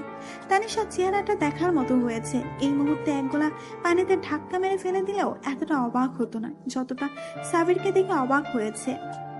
সোফায় গা এলিয়ে সে সাবিরকে দেখতে লাগলো। সিরাতকে ক্রমাগত খুঁচাচ্ছে সে। সিরাত টের পেয়ে অসহায় চাহনিতে তাকাতে লাগলো, যার অর্থ এসব কিছু তার মাথার উপর দিয়ে যাচ্ছে। সাবির ভীষণ অসাময়িক হাসি নিয়ে সিরাতের মায়ের সাথে কথা বলছে। ইফতি হঠাৎ চোখ ছোট ছোট করে বলল, ভাইয়া, আপনাকে কি আমি কোথাও দেখেছি? সাবির অস্বস্তিমূলক হাসি দিয়ে সিরাতের দিকে তাকালো। সিরাত বিনীত চোখে মাথা নাড়ালো, যার অর্থ প্লিজ কিছু বলবেন না। সাবির আর কিছু বলল না। ইফতিকে নিজের পাশে বসিয়ে কথা বলতে লাগলো। তানিশা সিরাত হা হয়ে তাকিয়ে আছে। এত ভদ্র সুশীল নিষ্পাপ মানুষ যেন আর নেই। সিরাতকে সে কোনো দিন দেখেনি, চিনেই না যেন। সিরাতের দিকে তাকাচ্ছে না পর্যন্ত। একসময় সিরাতের বাবাও এসে আলোচনায় যোগ দিলেন। সাবিরকে রেফারেন্স শুনে গর্ভের বুকটা ফুলে উঠল। তার হবু মেয়ে জামাই কিনা একজন NSI অফিসার, যে সবসময় নিজের সাথে গুলি নিয়ে ঘোরে। নির্ভীক সাহসী কি অমায়িক ব্যবহার, নিঃসন্দেহে সুদর্শন এবং স্বাস্থ্য সচেতন। তিনি নিজেই সিরাতকে বললেন, তোমাদের যদি আলাদা কোনো কথা থাকে বলতে পারো, আমরা বড়রা কিছু কথা বলি। যাও, সাবিরকে নিয়ে যাও। বাবার ভয়ে চিৎকার করে বলতে পারল না। বাবা, আমার কিছু বলার নেই, আমি এখানেই ঠিক আছি। এই লোকটার মাথায় সমস্যা আছে, যে কোনো সময় তোমার মেয়েকে হার্ট অ্যাটাক করিয়ে মেরে ফেলতে পারে। বাস্তবে সিরাত এমন কিছুই বলল না। তানিশার হাত ধরে নিজের রুমের দিকে গেল। তাদের অনুসরণ করে সাবিরও পেছন পেছন গেল। তানিশার সৌজন্যতার হাসি দিয়ে সাবিরকে আসতে বলল। ড্রয়িং রুমে আসতেই তারা হাঁটা থামালো। তানিশা তীক্ষ্ণ দৃষ্টিতে বলল, আপনি তাহলে সেই পুরুষ? সাবিরের ঠোঁটে হাসি বজায় রেখে বলল, জি খালা শাশুড়ি। তানিশা হতাশার নিঃশ্বাস ফেলল। এত বছরের বড় একটা ছেলে তাকে শাশুড়ি বলে সম্বোধন করাটা সহজেই হজম করতে পারল না। সাবির আবার বলল, শাশুড়ি মা, আপনার ভাতিজার সাথে একটু কথা বলবো, প্লিজ একটু প্রাইভেসি চাই। তানিশা আবারও অবাক হলো। মুখে হাসি ঝুলিয়ে সিরাতকে বলল, সিরাত, যা সাবিরকে তো রুমে নিয়ে যা। সিরাত অসহায় চোখে তাকিয়ে তানিশার চোখ দিয়ে আশ্বস্ত করলো। সিরাত সাবিরকে নিজের রুমের বেলকনিতে নিয়ে গেল। দরজাটা হা করে খোলা রেখেছে, ইচ্ছে করছে কয়েক হাত দূরে দূরে হাঁটছে সে। বেলকনির চারপাশে নজর রাখলো। তোমার বাগান? বেলকনিতে বাগান? Very nice. বিয়ের পর ছাদে বাগান করবে কেমন? সিরাত খুব খুব করে কেশে অস্বস্তি নিয়ে ঠোঁট কামড়ে ধরলো। ভীষণ লজ্জে মরে যেতে ইচ্ছে করছে। সাবির এবার বলল, তো তোমার বাগানের গাছগুলোর সাথে আমার পরিচয় করাবে না? সিরাত মাথা নাড়িয়ে এক একটা গাছের নাম বলতে লাগলো। একটা গাছ দেখিয়ে বলল, এটা হলো নীলকণ্ঠ, এই গাছটা আমার অনেক প্রিয়। সাবির আরেকটা গাছ দেখিয়ে বলল, ওটা কি গাছ? এটা হলো টগর গাছ, সাদা সাদা ফুল ধরে। আপনি যদি কিছুদিন আগে আসতেন দেখতে পেতেন। সিরাত এবার অনর্গল মুখে বলতে লাগলো, এটা হাসনা হেনা। রাত হলে আমার পুরো রুম গন্ধে ভরে যায়। গন্ধরাজ্য আছে। আব্বুকে একটা নয়নতারা আনতে বলেছিলাম। জানেন, এটা বুলবুলির বাসা বেঁধেছে। আমার মনে হয় ওটা ডিম পারবে। আমি অনেক এক্সাইটেড। সিরাত আরো অনেক কথা বলতে লাগলো। সাবির অবাক বিস্ময়ে তাকিয়ে আছে। সিরাতের আঁচল মাটিতে গড়াগড়ি খাচ্ছে। খোলা চুলে স্নিগ্ধ মুখে হাত নাড়িয়ে নাড়িয়ে বোঝানোর অঙ্গিতে অসীম প্রফুল্লতা নিয়ে অনর্গল কথা বলেই যাচ্ছেন। সাবিরের ক্রমশ গলা শুকিয়ে আসছে। সিরাত এত কথা বলতে পারে জানা ছিল না তার। এত চঞ্চলতা আগে নজরে আসেনি। এক প্রকার ঘুরে চলে গেল। মূলত অস্বস্তি কাটাতে বাগানে নিয়ে কথা বলছিল সে। ঘোর লাগার দৃষ্টিতেই বলতে লাগলো, তো এসব কাজ কে এনে দেয়? সিরাত সাবিরের দিকে না তাকিয়ে বলতে লাগলো, ঠোঁটের কোণে কিঞ্চিত হাসির রেখা রেখে, আব্বু আনে, আমি আনতে বলি। টপ কে আনে? বেশিরভাগ আব্বু এনে দেয়, তবে আমিও কলেজ থেকে আসার সময় কিনে আনি। ভাবছি একটা বেলি ফুলের চারা আনবো, অনেক ভালো হবে, তাই না? সিরাত এবার সাবিরের দিকে তাকালো। সাবিরের অন্যরকম দৃষ্টি থেকে তার চাঞ্চলতা হারিয়ে গেল। ভর করলো একরাশ লজ্জা। চুল ঠিক করার বাহানায় সে অন্যদিকে ঘুরে গেল। সাবির নিঃসন্দেহে হেসে সিরাতকে কাছে টানলো। সিরাত ভয়ে ভয়ে এদিক ওইদিক তাকাচ্ছে, মুখ বন্ধ হয়ে গেছে। সাবির সিরাতকে নিজের দিকে ঘুরিয়ে সামনে চুলগুলো কানে গুজে দিতে দিতে আকুল কণ্ঠে বলল, রাত, প্লিজ বিয়েতে রাজি হয়ে যাও। আমি তোমাকে কিভাবে এক্সপ্লেইন করব জানি না। How much I love you. আমি জানি তুমি পড়তে চাও। বিশ্বাস করো, তুমি যা চাও তাই হবে। আমি তোমাকে বাধা দেব না। তুমি বিয়েতে অমত করো না। সিরাত কিছু না বলে মাথা নিচু করে শুনতে লাগলো। ইভেন দো মা যে এখানে আসবে আমি জানতামই না। কাল তোমার কথা মাকে বলেছিলাম। বাসার ঠিকানা নিয়ে যে এখানে আসবে আমার ধারণাতেও ছিল না। তোমাকে খুব পছন্দ হয়েছে সবার। I am sorry. তোমার বিয়ে যদি আমার সাথে না হয় আর কারোর সাথে হতে দেব না। সিরাত শুধু বিড়বিড় করলো, আপনার মা আপনার চেয়েও ফাস্ট। সেদিনের মতো সাবির আর তার মা চলে গেল। জসিরাতের বাবা বিয়েতে মত দিয়ে দিয়েছেন। তিনি সাবিরকে মেয়ে জামাই করতে রাজি। শুধু তাই নয়, আগামী মাসে সাবিরের মা সিরাতকে বউ করে ঘরে তুলতে চান। সাবিররা চলে যাবার পর সিরাতের মা পুরো বিল্ডিং এ মিষ্টি বিলি করলেন। অন্যদিকে সব শুনে সিরাত তপ্তা মেরে বসে পড়ল ফ্লোরে। কোনো প্রতিক্রিয়া করছে না দেখে তানিশা তার হাত ধরে ঝাঁকাতে লাগলো। তবুও সিরাত নির্বাকার। হুট করে বলে বসলো, আন্টি আমাকে মেরে ফেলো, আমি ওই পাগলকে বিয়ে করতে পারবো না। শুধু ওই পাগলকে বিয়ে কেন, আমি এখন বিয়েই করবো না, আমি পালিয়ে যাব। তানিশা ব্যাপারটাকে হালকা ভাবেই নিল, কারণ সিরাত মুখে অনেক বড় বড় কথা বলে কিন্তু কাজের বেলায় ফাঁকা। পাগল হয়ে গেছিস? আন্টি তুমি খেয়াল করেছো মা বাবা কেউ আমার কোনো মত নেয়নি? আমার কি কোনো কথা থাকতে পারে না? আমি এত পর হয়ে গেছি, আমি পালিয়ে যাব আন্টি, সত্যিই পালিয়ে যাব। তুই যাই বলিস ভাই, সাবিরের কিন্তু দম আছে, মানতেই হবে। ভাবা যায় সেদিন তোকে এক পলক দেখার জন্য একেবারে গ্রামে গিয়ে হাজির হয়েছিল, যাকে তুই তো ঠিক মতো চিনতিসই না। সেই ছেলেটাই আজ তোর হবু বর। তুই যেমন বিহেভ করিস, ছেলেটা কিন্তু মোটেও খারাপ না, ভালোবাসি তোকে। সিরাত এবার চোখ গরম করে তাকালো।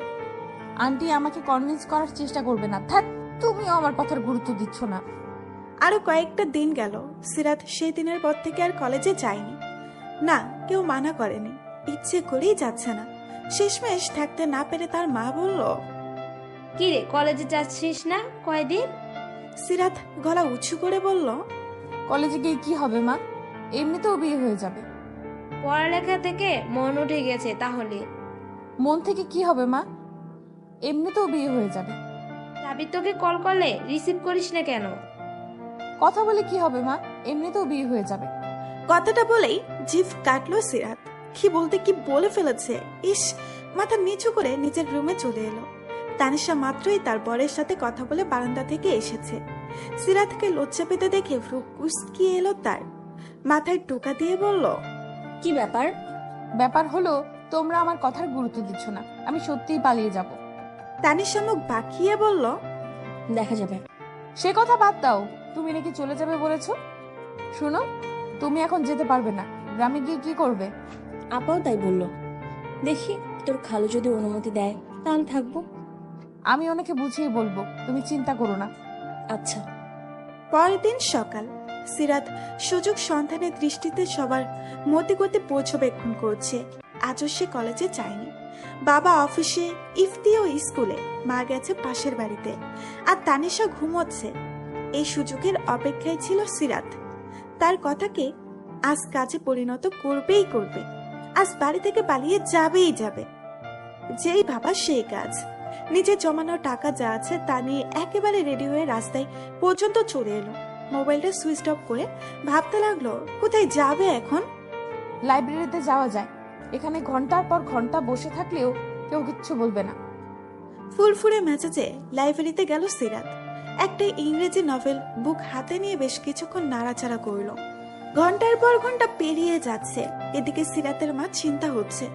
মা চিন্তায় এতক্ষণে বাড়িতে চলে এসেছে। তানিশা আন্টি জেগে গেছে। বাবাকে কল করে বলে দিয়েছে ইফতি হয়তো কান্না শুরু করে দিয়েছে। থানায় গিয়ে ডায়েরি করেছে।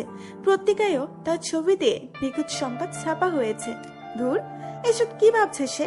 একটু বেশি হয়ে গেল না? একরাশ দ্বিধা নিয়ে মোবাইলটা অন করলো। 20 মিনিট পার হয়ে গেল কিন্তু কেউ কল করলো না। কি ব্যাপার? এতক্ষণে তো সখানে কল আসার কথা। ভেবে চিন্তা আবার মোবাইলটা অফ করে আশেপাশে তাকালো। লাইব্রেরিয়ান ছেলেটাকে কেমন চোখে যেন তাকাচ্ছে। এদিক খিদেই পেট চুচু করছে। দুপুর তো সেই কখন পেরিয়ে গেছে। একটা সস্তা রেস্টুরেন্টে ঢুকে সিরাত দুপুরের আহার সারল। রাস্তার ফুটপাত ধরে হাঁটতে হাঁটতে ভাবতে লাগলো, এখন কি করা যায়? কেন যে পালিয়ে এলাম? বাড়িতে সবাই কি আমাকে ভুলে গেছে? কোথায় যাব এবার? ইয়েস, শিলার বাড়িতে যাওয়া যায়। আন্টি আমাকে অনেক দিন হলো যেতে বলেছে। শিলার সাথেও কথা হয় না অনেক দিন। এই ফাঁকে ওখান থেকেই ঘুরে আসি বড়। একটা রিকশায় চেপে সিরাত এবার শিলার বাড়িতে চলে গেল।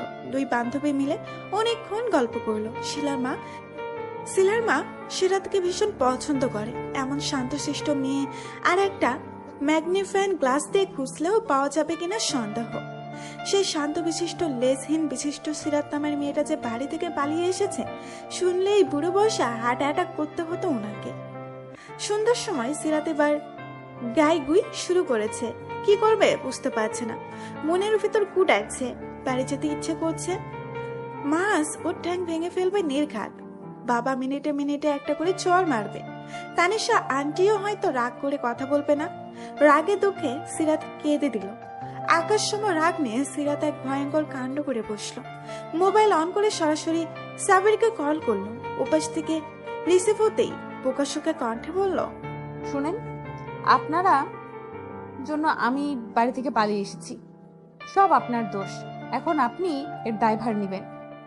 আমাকে বাড়ি পৌঁছে দিয়ে আসবেন। সিরাত নিজের কণ্ঠস্বরকে কঠিন করার চেষ্টা করলো, কিন্তু সে সক্ষম হলো না। আগের মতোই কঠিন শোনালো। এতে নিজের উপর আরো রাগ এসে জমা হলো। ফোনের উপাস থেকে সাবির কমল গড়াই তাকে কয়েক দফা অবাক করে দিয়ে বলল, জান, এসব কথা নিচে এসে বলো। আমি তোমার জন্য সেই কখন থেকে অপেক্ষা করছি জানো। তাড়াতাড়ি এসো। সিরাত অবাকের শেষ পৌঁছায় গিয়ে হা করে রইল। মানে কি? মজা করছে নাকি আবার? মিনিট খানেক চুপ করে আবার বলল, আপনি কি আমার সাথে মজা করছেন?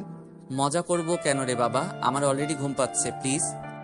সাবিরের কণ্ঠে এবার বিরক্তির প্রকাশ পেল। সিরাত কল কেটে তড়িঘড়ি সিলাকে বিদায় জানিয়ে নিচে এলো। এদিক ওইদিক উকি দিয়ে সাবিরের কোনো ছায়াকেও দেখতে পেল না। সিরাত রাগ নিয়ে আবার কল করলো সাবিরের ফোনে। আশ্চর্য, এতক্ষণ ফোন অন করার পরেও বাড়ি থেকে একটাও কল এলো না। কেউ না করুক, তানিশা আন্টিও এমন করলো? সত্যি কি সবাই ভুলে গেছে? সিরাতকে মোবাইল কানে দিতেও হলো না। তার আগে সাবির একটা গাড়ির ভেতর থেকে বেরিয়ে এলো।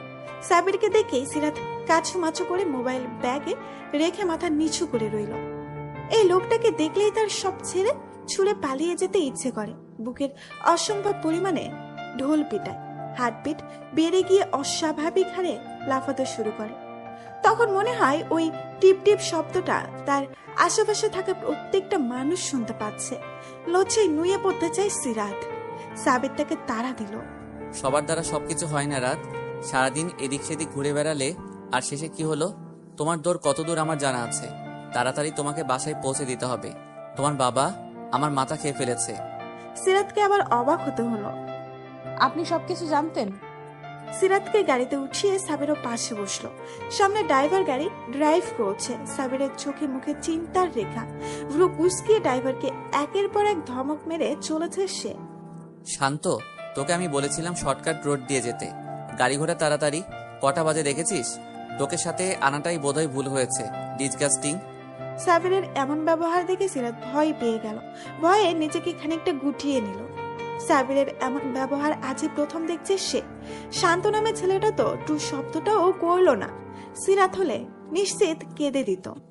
এই লোকটাকে তো সেদিনই সে আর তানিশা মিলে অনেক কথা শুনিয়েছিল, বিশেষ করে তানিশা থাপ্পড় মারবে বলেছিল, তবুও সাবির কিছু বলেনি। আর আজ সামান্য একটা ব্যাপারে সাবিরের এত রাগ। রাত, তুমি কিছু খেয়েছো? কিছু কিনে আনবো? কোল্ড ড্রিঙ্কস, বার্গার, স্যান্ডউইচ খাবে? সিরাত মাথায় এদিক ওদিক করে না বোঝালো। সাবির শান্ত হলো না, আবার বলল, পানি খাবে? এই শান্ত, তোর পাশে আমি ফ্রেশ ওয়াটার রেখেছিলাম, দেখ তো। সিরাত অনুভব করলো আসলেই গলাটা শুকিয়ে একেবারে গ্রীষ্মকালের ক্ষমার মতো ফাটা চৌচির হয়ে গেছে। পানি এগিয়ে দিতেই ঢক ঢক করে বোতলের অর্ধেক পানি সাবার করে ফেলল। সাবির সিটে মাথা ঠেকিয়ে এক হাত চুল আঁকড়ে ধরে প্রশান্তির দৃষ্টিতে তাকিয়ে আছে। চোখে মুখে বিরাজ করছে মুগ্ধতা। বোতলে মুখ দিয়ে পানি খেতে গিয়ে ঠোঁটের কান্নিস বেয়ে পানি গড়িয়ে গলা পর্যন্ত ভিজে গেল সিরাতের। তবুও কোনো হেলদোল নেই তার। অন্য কেউ হলে নিশ্চয়ই মেকআপ, টিস্যু, লিপস্টিক নিয়ে ব্যস্ত পড়তো। একটা মেয়ে এতটা সাধারণ কিভাবে হতে পারে? তার ভয়ে ভয়ে তাকানো, ভীত চোখে চাহনি, হুট করে হাসি, আদো আদো আলোতেও উজ্জ্বল হওয়া মুখশ্রী যা সবার চেয়ে আলাদা করে তোলে সিরাতকে। সাবির অতি কষ্টে চোখ সরিয়ে বাইরে দৃষ্টি রাখলো। এভাবে তাকিয়ে থাকতে দেখলে এই মেয়েটা আবার ভয় পেতে পারে। কেন যে এত অল্পতেই ভয় পেয়ে যায়?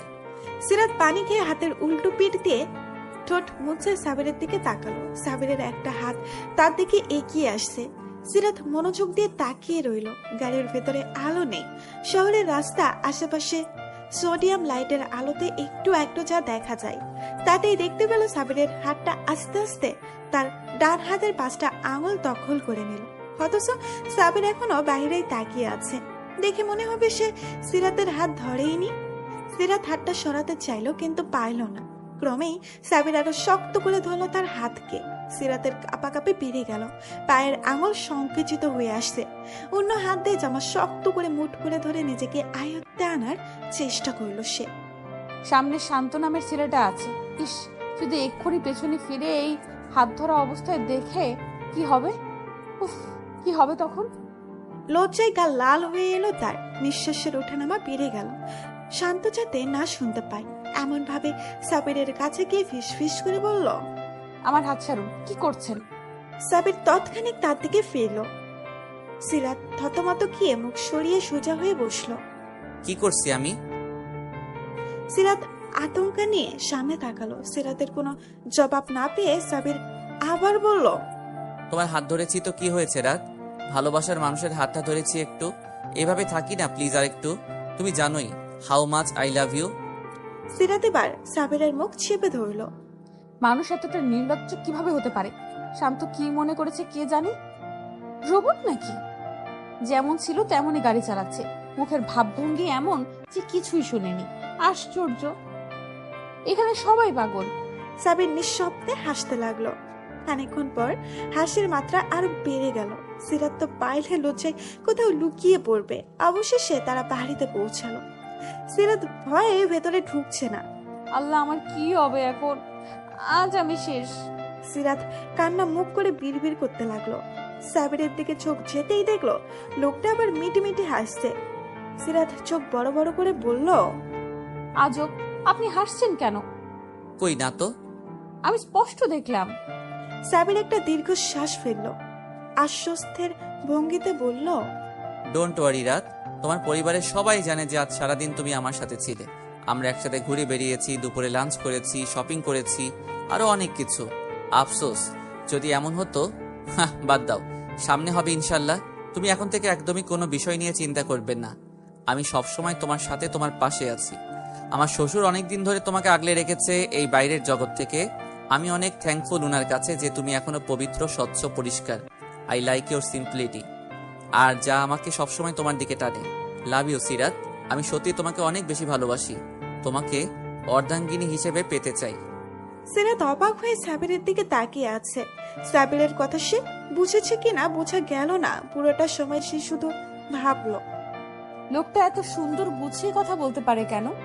এত সুন্দর কেন আপনি? সাবির চলে যাবার পর সিরাত বাড়িতে ঢুকলো।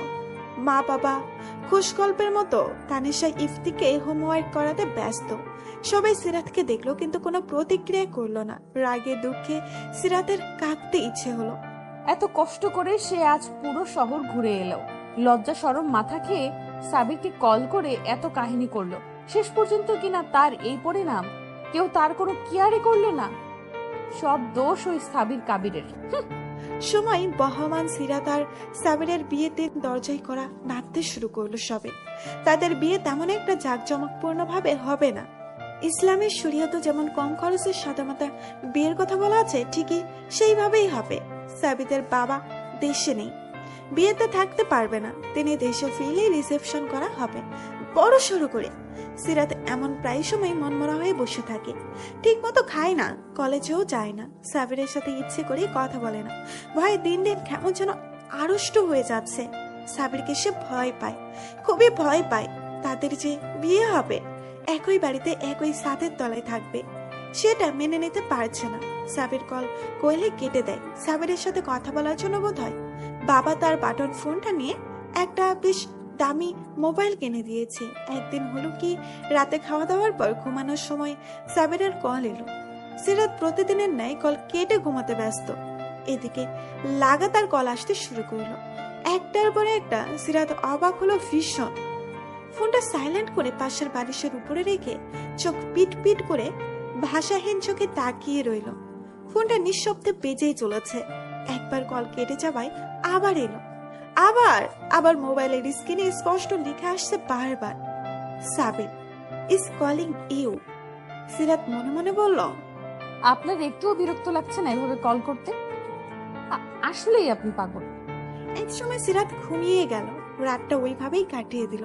সকালে ঘুম ভাঙতেই সিরাতের নজর গেল পাশের বালিশের উপর রাখা ফোনটার দিকে। ভালো করে তাকাতে আটকে উঠল সে। এখনো সাবির কল করে চলেছে। কল কেটে গেলেই সিরাত ফোন চেক করলো। 1755টা মিস কল। বেকুব বনে হাঁ করে তাকিয়ে রইল সিরাত। আবার ভয়ও হলো কোনো বিপদে পড়েনি তো আবার। বেস্তিত্ব সে কল রিসিভ করলো। অবাক কণ্ঠে বলল, আপনি কি পাগল? উপাস থেকে সাবিরের শান্তমাখা কণ্ঠ কানে এলো তার। কেন এত কষ্ট দাও আমাকে? ওয়াই রাত, লাভ ইউ, প্লিজ একবার দেখা করো। সিরাত কলটা কেটে দিয়ে থতমত মুখে তাকিয়ে রইল। এরপর আর কোনো কল এলো না। ভাবতেও অবাক লাগে, সারাদিন এক নাগারে কল করে চলেছে ছেলেটা। কি ভীষণ জেদি। গ্রাম থেকে আত্মীয়রা আসতে শুরু করেছে। সারাদিন গান বাজনা হই হুল্লোড়ের মাঝে ডুবে আছে সবাই। অথচ যাদের ঘিরে এত আয়োজন, তাদের ভেতরে কিছুই ঠিক নেই। মা ইদানিং সিরাতের ভীষণ যত্ন করছে। শাড়ি পরা শেখাচ্ছেন, যত্ন করে খাওয়াচ্ছেন, রান্না করাচ্ছেন, কাঁচা হলুদ মাখিয়ে সিরাতকে নিজের সামনে বসিয়ে রাখেন। রোদে তো বাইরে হতে দেন না। সিরাতের গায়ের রং খুলে যাচ্ছে দিন দিন। যদিও আগের থেকেই সে সুন্দরী, তবুও এখন যেন অন্যরকম লাগে।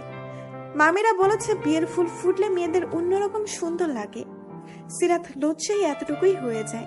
রাতে খাওয়ার সময় সিরাতের মা বললেন, আগামীকাল সাবিরের মা আসবে। এখান থেকে সিরাতকে নিয়ে শপিং মলে যাবে। সিরাতের পছন্দসই গহনা আর কিছু জামা কাপড় কিনবে। সিরাতের গলায় খাবার আটকে গিয়ে খুব খুব করে কাশতে লাগলো। তার মানে সাবিরের সাথে কাল দেখা হবে? তানিশা তাকে বুঝালো, দেখ সিরাত, যথেষ্ট হয়েছে। কোনো ছেলেই এসব মেনে নেবে না। সাবির তোকে আগে থেকে ভালোবাসলেও এটা একটা অ্যারেঞ্জ ম্যারেজ। দুজনকে সময় দিতে হবে, চিনতে হবে, মানিয়ে নিতে হবে। ছেলেটা আসলেই তোকে ভালোবাসে, নাইলে তোর এই ব্যবহার মানতো না। ভেবে দেখেছিস, তোর এত অবহেলার পরও সাবির কোনো প্রতিবাদ করেনি। তার মা বা এই বাড়ির কাউকে কিচ্ছু জানায়নি। তোর ভাগ্য ভালো বলেই এত কিছু করতে পারছিস। তানিশা আরো অনেক কিছু বুঝালো, কিন্তু কাজ হলো না। সিরাত থ মেরে বসে রইল। আসলে সে নিজেও বুঝতে পারছে না তার এমন কেন হচ্ছে। সাবিরকে সে মেনে নিতে পারছে না। এই বিয়ের ব্যাপারটাই সে মেনে নিতে পারছে না। সাবিরের প্রতি কোনো আক্ষেপ, ঘৃণা, অবহেলা বা অতীতের কোনো খারাপ স্মৃতি কিচ্ছু নেই। নিজেকে কেন যেন এসবের প্রতি অপ্রস্তুত লাগে। তার আরো সময় প্রয়োজন। পরদিন যথাসময়ে সাবিরের মা সিরাতকে নিতে এলেন। সিরাত আগেই তৈরি হয়ে বসেছিল। সাবিরের মা এসেছে শুনে ভাবতে লাগলো, সাবির কি আসেনি? ড্রয়িং রুমে শুধু সাবিরের মাকে দেখা গেল। সিরাতও আগ বাড়িয়ে সাবিরের কথা জিজ্ঞেস করলো না। ঠোঁটের কোণে এক টুকরো হাসি বুলিয়ে সিরাত নিচে নেমে এলো।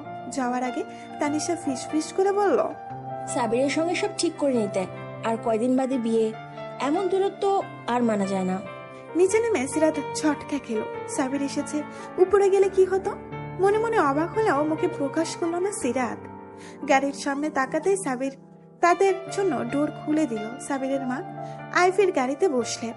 সিরাত গাড়িতে উঠে বসতে সাবির ডোর লক করে দিল। সিরাতের চোখ আপনা আপনি সেদিকে চলে গেল। সাবির কাতর দৃষ্টিতে তাকিয়ে আছে, হাজারো অভিমান নিয়ে এক নজরে তাকিয়ে আছে সিরাতের দিকে। সিরাত দৃষ্টি সরিয়ে চোখ ভিজিয়ে মাথা নিচু করে হাত মুসরামুসরি করতে লাগলো। এই মুহূর্তে তার কি করা উচিত ভেবে পাচ্ছে না।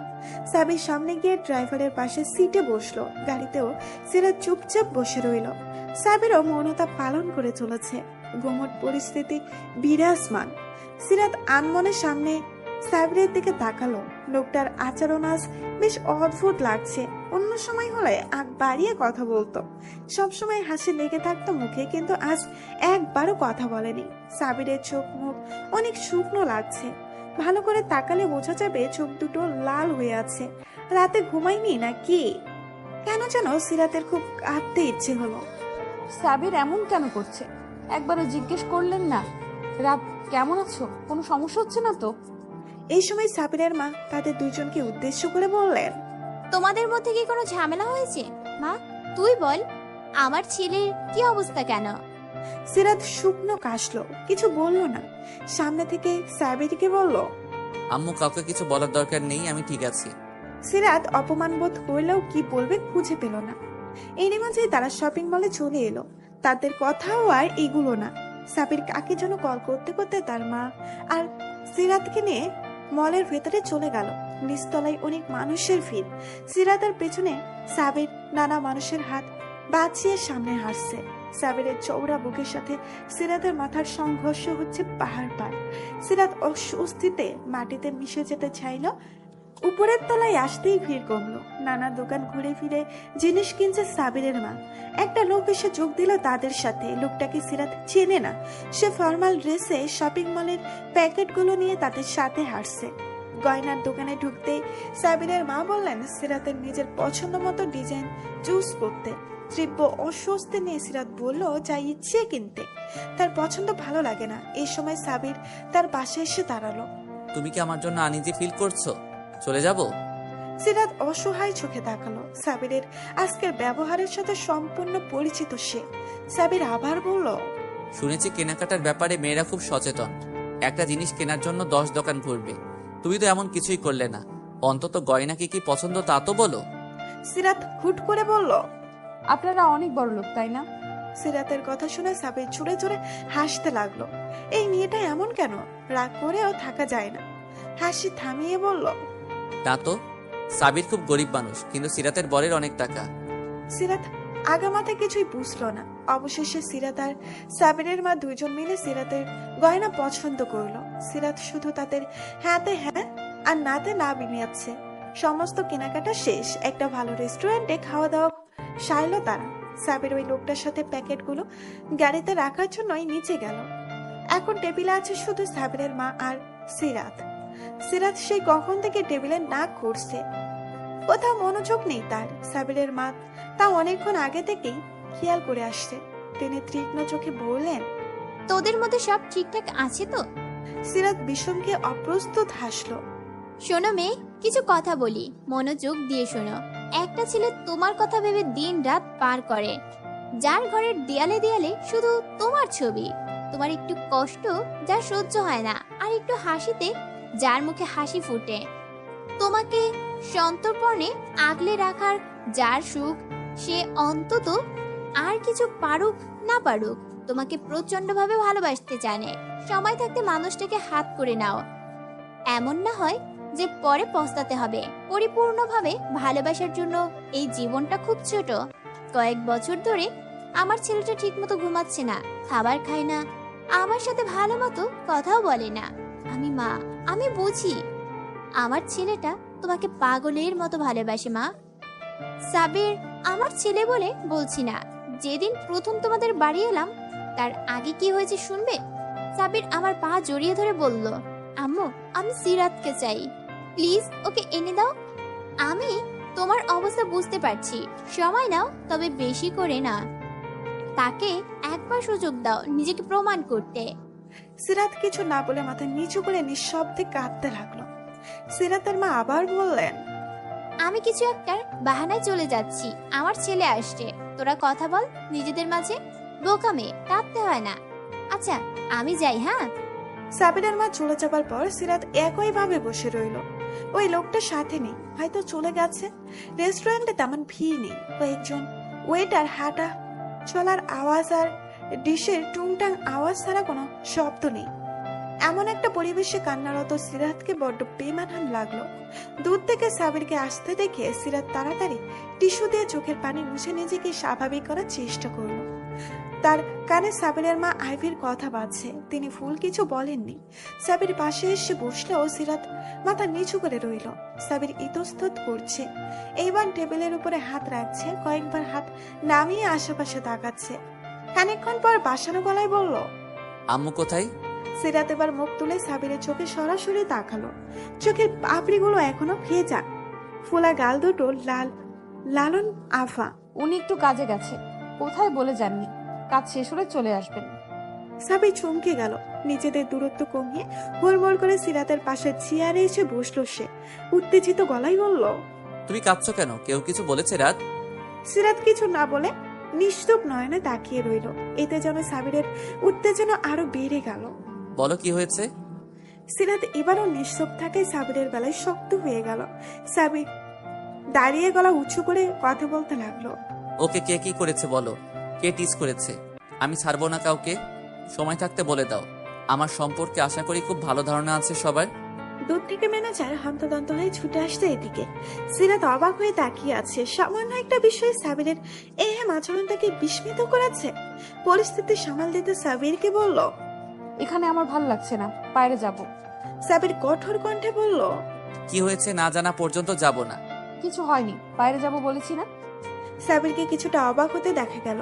সিরাত এই প্রথমবার বড় গলায় কিছু বলল। কথা না বাড়িয়ে সে সিরাতকে নিয়ে বাহিরে বেরিয়ে এলো। পাশের পার্কে বসলো দুইজন। দুপুরের কড়া রডটা আস্তে আস্তে নিয়ে আসছে। বড় বড় গাছের পাতার কারণে তারা নিজের দখলদারির বজায় রাখতে পারছে না। কয়েকটা শহরের কাক বেসুরা গলায় ডাকতে ডাকতে ক্লান্ত হয়ে চুপচাপ বসে রইল। সিমেন্ট দিয়ে বাঁধানো বেঞ্চে বেশ দূরত্ব রেখে বসে সাবির আর সিরাত। তাদের সামনে একটা ছোটখাটো পুকুর। মনোরম পরিবেশে দুইজন মানবীর মস্তিষ্কে দুই রকমের চিন্তা ভর করেছে। একজন সংকোচ, আরেকজন অস্বস্তিতে। সাবির সামনে চোখ রেখে হুট করে বলে বসলো, আমি কি সবকিছু তোমার উপর চাপিয়ে দিয়েছি রাত? সিরাত প্রশ্নবোধক চোখে বলল, মানে? সাবির একটা দীর্ঘশ্বাস ছাড়ল।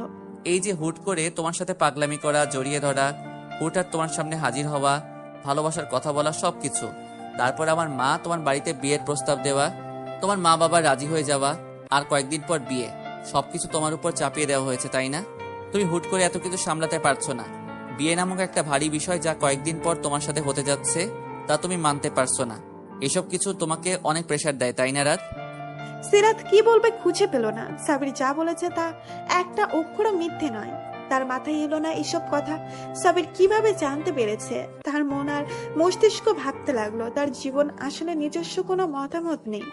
বিয়ের মতো এত বড় একটা সিদ্ধান্তে কেউ তার মতামত চায়নি। শুধু বিয়ে না, জীবনের কোনো সিদ্ধান্তই সে নিতে পারেনি। নিজের আবদ্ধ পৃথিবীতেই সে সীমাবদ্ধ। জীবনের এতগুলো বছর পেরিয়ে গেল, অথচ সে এখনো সিদ্ধান্তহীনতায় ভোগে। আর 5টা মেয়ের মতো সে না। যেখানে নিজের কোনো মতামত নেই, সেখানে এই সম্পর্কটাকে জোড়ানো করার ইচ্ছেটাও যেন মরে যাচ্ছে। আমাকে কি বলবে বুঝতে পারছো না, তাই না? সিরাত উপরিনিচ মাথা নাড়ালো, তারপর হুট করে কেঁদে দিল। সাবির আর একটু ঘনিষ্ঠ হয়ে সিরাতের হাতে হাত রাখলো। জীবন এত সহজ না রাত, আমি তোমাকে সম্মান করি। এই যে এত কিছুর পরও তুমি আমাকে হুট করে ভালোবাসছো না, এই জন্য আমি তোমাকে ভালোবাসি। মেয়েদের এমনই হওয়া উচিত, অন্তত আজকাল যুগের মেয়েদের মতো অতি আপডেট না হওয়া বোকাশোকা মিষ্টি এই সিরাত নামের মেয়েটাকে আমি ভালোবাসি। এই দিক দিয়ে তুমি বেশ স্ট্রং একটা মেয়ে, যে যে কেউ হুট করে তোমার মনে ভালোবাসার সৃষ্টি করতে পারবে না। সিরাত ফুপিয়ে ফুপিয়ে বলল, তার মানে আপনি বলতে চাচ্ছেন আমি স্ট্রং? অবশ্যই তুমি স্ট্রং গার্ল। শুনো, নিজেকে নিয়ে কখনো হীনমন্যতায় ভুগবে না। মনে করবে নিজের সিদ্ধান্তই বেস্ট ডিসিশন। নিজের জীবন নিয়ে কখনো আফসোস করবে না। মনে আমি তোমার পাশে সবসময় থাকতে চাই রাত। তুমি পরিপূর্ণ স্বাধীনতা পাবে। আমি কখনোই তোমাকে পিছু ডাকবো না। জীবনটা অনেক সুন্দর হবে যদি তুমি তাকে উপভোগ করতে জানতে পারো। মা বাবার প্রতি নিরাশ হইও না। একদিন তুমি নিজেই বলবে তাদের সিদ্ধান্ত ভুল ছিল না। আপনি এত ভালো কেন? কারণ তুমি ভালো, তাই। সত্যিই আমি স্বাধীনতা পাবো? পাবে, তবে তোমাকে নিজের কাছে রাখার দায়িত্ব আমার। সিরাতের মন এখন অনেকটা হালকা লাগছে। একটু আগেও পরিস্থিতি এমন ছিল না। এমন মনে হচ্ছে সবকিছুই নির্মল, স্বচ্ছ, পরিষ্কার। আশেপাশে সবকিছুই সুন্দর। সাবিরের হাতের বাঁধন আরেকটু শক্ত হলো। সিরাত অস্বস্তি লাগলো না, মুচকি হাসলো সে। আমাকে একটু সুযোগ দেবে রাত নিজেকে প্রমাণ করার? সেদিন থেকে সিরাত অনেক পাল্টে গেল। কথায় কথায় উপচে পড়া হাসি, অনর্গল কথা বলা, হালকা খুনসুটি, এসব ছাড়াও আরো ছোটখাটো ব্যাপার বেশ লক্ষণীয়। আগে সাবিরের কল দেখলেই এড়িয়ে যেত, কিন্তু এখন সারাদিন সাবিরের কলের অপেক্ষায় থাকে। সাবিরের কথা বলার ধরন, হাসি, প্রত্যেকটা কথাই রাত রাত শব্দ উচ্চারণ করা সবকিছুই সিরাত লক্ষ্য করে। কথার মাঝে হুট করে সাবির যখন বলে, রাত ভালোবাসি, প্লিজ আমাকেও একটু একটু ভালোবাসো। সিরাত তখন লজ্জায় হাজারবার মরে যায়। সাবিরকে তার অদ্ভুত ভালো লাগে। মাঝে মধ্যে মনে হয় ভিনদেশি কোনো প্রাণীর সাথে তার ফুল করে পরিচয় হয়ে গেল। আগে মনে হতো এই পৃথিবীতে সিরাত কিচ্ছু না, তার কোনো মূল্যই নেই, সে মরে গেছে। বেঁচে আছে এতে কারো কিছু যায় আসে না। এই জীবন সংসারে তার কোনো অবদানই নেই। এসব বিষয় নিয়ে হুট করে তার মন খারাপ হতো, কিন্তু এখন মনে হয় সে কারো কাছে খুব বিশেষ কেউ, ভীষণ স্পেশাল সে সাবিরের কাছে। তার মন খারাপের সাবিরের মন খারাপ হয়। হাসলে সাবিরের নিষ্ফলক তাকিয়ে থাকা, খুনসুটি নাটি বিষয় খেয়াল রাখা, সবকিছুই মনে করিয়ে দেয় এই পৃথিবীতে আরো মূল্য আছে। নিজস্ব পৃথিবীর বাইরে কেউ তাকে খুব করে চায়। সেই ফুল করে পরিচয় হওয়া ভিনদেশি প্রাণীটা তাকে আস্তে আস্তে জীবনের মানে শিখাচ্ছে কিভাবে একটু একটু করে ভালোবাসতে হয়। পৃথিবীতে সব মানুষকেই কারো না কারো কাছে খুব স্পেশাল। শুধু সঠিক মানুষকে নির্বাচন করতে জানতে হয়। একে অন্যের সময় দিয়ে দুটো পৃথিবীকে একে রূপান্তর করে জীবনকে উপভোগ করতে। এই তো সেদিনের কথা। রাতে বেলকনিতে দাঁড়িয়ে সিরাত সাবিরের সাথে কথা বলছিল। এমন সময় কথা যাই কোনো মানেই হয় না, কিন্তু এই সাধারণ কথাগুলো দ্বারাই এক অদৃশ্য কঠিন মায়াজালে সিরাত আটকা পড়ছিল। কথা বলার মাঝে সাবির হুট করে বলল, রাত দেখো, আমার আকাশে এক মস্ত বড় চাঁদ উঠেছে। একটা গোলাকার থালার মতো ইয়া বড় চাঁদ। তার আশেপাশে কয়েকটা মেঘ চাঁদটাকে আড়াল করার চেষ্টা করছে। আরো অনেক তারা ঝিকিমিকি করছে। তোমার আকাশেও এমন হচ্ছে রাত? সিরাত সাবিরের কথায় ভ্রু কুঁচকিয়ে ফেলল। মানে? আমার আকাশ তোমার আকাশ মানে কি? আকাশ আবার দুটো হয় নাকি? কিসব আজগুবি কথা। কৌতূহল দমন করতে না পেরে সে প্রশ্নটা করিয়ে ফেলল। আকাশ তো একটা, তাই না? চাঁদও একটা, তাহলে আমার আর আপনার হবে কেন? এগুলো তো সবার, সব মানুষের। সাবির খুব হাসলো এমন কথা শুনে। তারপর নরম কণ্ঠে বলল, ভেবে নিতে দোষ কি বলো? ধরে নাও তোমার সামনে যে আকাশটা দেখছো ওটা তোমার, আর আমার সামনে যে আকাশ আছে এটা আমার। হয়ে গেল না তোমার আর আমার আকাশ? খুব কি ক্ষতি হয়ে যাবে এটা ভাবলে? সিরাত ভাবতে লাগলো, আমার আকাশ শুধুই আমার? এই চাঁদ আমার, ওই তারা আমার, আমার আকাশে চাঁদ উঠেছে, আমার আকাশে মেঘও আছে। সত্যিই তো, ভেবে নিতে দোষের কিচ্ছু নেই। অদ্ভুত ভালো লাগে। সাবিরের প্রতি ভালো লাগাটা দিন দিন যেন বেড়েই চলেছে। সাবিরের সাথে কথা বলে সময়গুলো হুট করেই শেষ হয়ে যায়। কখন যে সময়গুলো পালিয়ে যায় ঠাহর করতে পারে না সিরাত। তার মা বাবাও সাবির বলতে পাগল। সাবির পুরো পরিবারকে শপিং করে দিয়েছে কিছুদিন আগে। তারা যখন সাবিরের নাম করে সিরাত কান লাগিয়ে শোনার চেষ্টা করে। এমন একটা ছেলেকে কার না ভালো লাগে, কিন্তু বিয়ের কথা মনে পড়তেই লজ্জায় আটখানা হয়ে যায়। উফ, বিয়ের পর কি হবে? সাবির তো অনেক কিছু বলে, তখন তো একসাথে থাকতে হয়। এসব ভাবলে সিরাতের গাল বাদে কান পর্যন্ত গরম হয়ে যায়। সাবির প্রায় বলে, এত লজ্জা কোথা থেকে আসে তোমার? এই লজ্জার গোপন রহস্য কি বলো তো? তোমার এই লজ্জার কারণে আমার ভবিষ্যৎ অন্ধকার দেখছি। সিরাতের লজ্জা তখন আরো কয়েক গুণ বেড়ে যায়। এই যে আজ সকালে সাবির সিরাতের মা বাবার কাছ থেকে অনুমতি নিয়ে বাইরে ঘুরতে বের হবে, এটা নিয়েও সিরাত লজ্জা পেল। ছি ছি, বাবা কি ভাবলো, মা কি ভাবছে? তানিশা আন্টি তো আজ আমাকে প্রশ্ন করতে করতে শহীদ হয়ে যাবে। এত লজ্জার মাঝেও সিরাত সাবিরের কাছে একটা আবদার করলো। ফোন করে মিষ্টি কণ্ঠে বলল, শুনুন না, আমি না কোনোদিন বাইকে চড়িনি। আপনার বাইক আছে? থাকলে আজ আমরা বাইকে যাব, ঠিক আছে? সাবির না করলো না। সিরাতের আবদার রেখে একটা বাইক নিয়ে হাজির হলো। সিরাত কখনো ভাবতে পারেনি তার জীবনেও এমন সুন্দর কিছু মুহূর্ত অপেক্ষা করছিল, তাকেও কেউ এতটা গুরুত্ব দেবে। বাইকে চড়ার স্বপ্নটা আজ পূরণ হলো। হাজারো অস্বস্তি নিয়ে এসে কাঁধের ব্যাগটাকে তাদের মাঝখানে বরাবরই রাখলো। তারপর দুই পা সমান করে সাবিরের পিছনে বসলো। তখন খেয়াল করলো তার হাত থরথর করে কাঁপছে। এই কেমন অনুভূতি, এই কেমন ভালো লাগা! সামনের মানুষটা কি সত্যি এত ভালো? সিরাত বাইকের গ্লাসে স্পষ্ট লক্ষ্য করলো যে যখন সাবিরের কাঁধে হাত রাখলো, সাবির চিপকু কাঁপছিল। বারবার ঠোঁট ভিজিয়ে চোখ বন্ধ করে বিড়বিড় করে কি যেন বলছে আর বড় বড় নিঃশ্বাস ফেলছে। এসবের মানে সিরাত জানে না, কিন্তু সাবির তো জানে। তার স্বপ্ন প্রিয়সী আজ নিজ থেকে ভরসা করে তার কাঁধে হাত রাখলো, তার পাশে বসলো। শুধুমাত্র সেই জানে তার মনে কেমন করে উথাল পাথাল করছে। প্রিয়সীর মন জেতা, একটুখানি অধিকার পাওয়াটাও প্রেমিকের মনে অনেক বড় জয়। সেদিন সাবিরের অস্থিরতা সিরাত টের পেল আরো কিছুক্ষণ পর, যখন সাবির কাউকে কল করতে পকেটে হাত দিল। মোবাইলের বদলে বেরিয়ে এলো টিভির রিমোট। অন্য পকেটে হাত দিতেই বেরিয়ে এলো চাবির রিংয়ের জায়গায় বেরিয়ে এলো ইনহেলার। টাকা ছাড়া শূন্য ম্যানি ব্যাগ নিয়ে চলে গেছে সে। এত কিছুর পর তার মুখটা দেখার মতো হলো। রাগ নিয়ে পানি খেতে নিলে পুরো গলা বুক পর্যন্ত ভিজিয়ে ফেললো। গলায় পানি আটকে কাশতে কাশতে হাঁপানি রোগের মতো অবস্থা হলো। সাবির নিজেকে গালি দিল না, কিন্তু নিজের বোকামির জন্য হালকা হাসলো। অনুভব করলো সিরাত তার জীবন খুবই গুরুত্বপূর্ণ। এই মেয়ের কথা ভাবতে ভাবতেই খেয়াল করবে বলে উত্তেজনায় সে আজ এতগুলো ফুল একসাথে করে ফেললো। অন্যদিকে সাবির ইহেম কাণ্ডে সিরাত অবাক চোখে তাকিয়ে রইল। একে পাগল না বলে আর কাকে বলবে সে? বলেই ফেললো, আপনি আসলেই একটা পাগল। সাবির মাথায় চুলগুলোকে হাত দিয়ে নেড়ে চেড়ে বিড়বিড় করলো, যদি তুমি জানতে রাত, যদি একটু বুঝতে। আচ্ছা, আজ যদি আপনার কাছে কোনো অন্যায় আবদার করে বসি, আপনি রাজি হবেন? সিরাতের বুকাশুকা কণ্ঠ শুনে ফোনের ওপাশ থেকে সাবির হালকা হাসলো।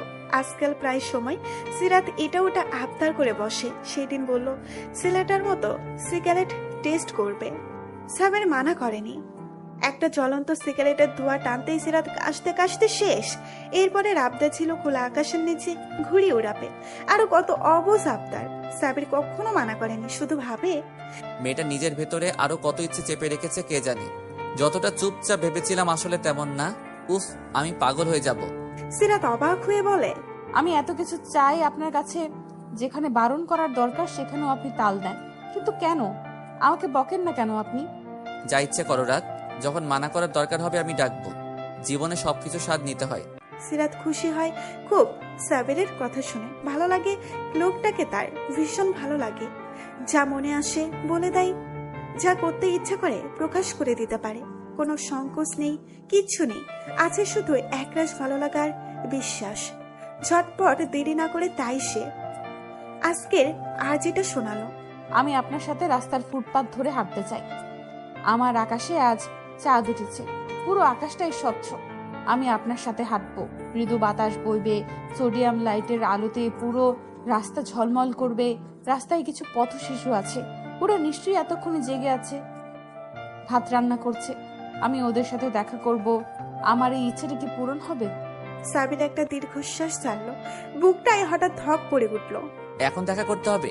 কটা বাজে? রাত 11টা। ইস, সিরাতের মতো যদি সেও হুটহাট এমন পাগলামি করতে পারত। তার তো ইচ্ছে করে এক্ষুনি সিরাত নামের মানুষটাকে তুলে এনে সামনে চেয়ারে বসিয়ে রেখে ঘন্টার পর ঘন্টা তাকিয়ে থাকতে। নিজের ইচ্ছেকে দমিয়ে সাবির বলল, ঠিক আছে আমি আসছি, তুমি সবকিছু ম্যানেজ করে নিচে এসো। সিরাত কল কেটে আনন্দে লাফাতে লাগলো। এত খুশি লাগছে কেন? তানিশা আন্টিকে বলে সিরাত রেডি হয়ে সোফায় বসে পা ঝুলিয়ে নাচতে লাগলো। তানিশা এই সময় বিষয়ে সিরাতকে খুব সাপোর্ট করে। বিয়ের আগে হবু বরের সাথে লুকিয়ে চুকিয়ে প্রেম করার মাঝেও একটা আলাদা আনন্দ থাকে। সেদিন সিরাত পরিবারের সবার আড়ালে সাবিরের সাথে দেখা করতে চলে যায়। সাবির নিচে বাইক নিয়ে দাঁড়িয়েছিল আগে। সিরাতকে দেখে একটা হাসি উপহার দিল। সিরাত মুগ্ধ হয়, ছেলেটার হাসিও এত সুন্দর, কই আগে তো নজরে আসেনি, এখনই এত সুন্দর লাগছে। কে জানে সিরাতের বাইকের হেলমেট পরিয়ে সাবির ছুটে চলে অজানায় একটা নির্জন জায়গায় গাড়ি রেখে দুইজনে পায়ে পা মিলিয়ে হাঁটতে শুরু করে। চাঁদের আলোয় চারিদিকে আলোকিত, সাথে আরো আছে ল্যাম্পপোস্টের এক গুচ্ছ কৃত্রিম আলো। সিরাত তো এমন একটা পরিবেশই চেয়েছিল। আহা, কি নির্মল বাতাস, কি সুন্দর এই রাতের শহরের রূপ। পথিমধ্যে এক ঝাঁক পথ শিশুদের সাথে তাদের দেখা হয়। সিরাত এক নজরে তাকিয়ে আছে। এ তো না পাওয়া অভাবের মাঝে থেকেও তাদের মুখে এক টুকরো হাসি লেগে আছে। সাবির তাদের কিছু টাকা দিয়ে সিরাতকে নিয়ে সেখান থেকে চলে আসলো। হাঁটতে হাঁটতে একটা ব্রিজের উপরে এসে থামলো দুইজন। মাঝে মাঝে দুই একটা গাড়ি হর্ন বাজিয়ে সসব শব্দে চলে যাচ্ছে। নিচে নদীর পানে ঝিলমিলি অর্থে জল চাঁদের আলোয় চিকচিক করছে।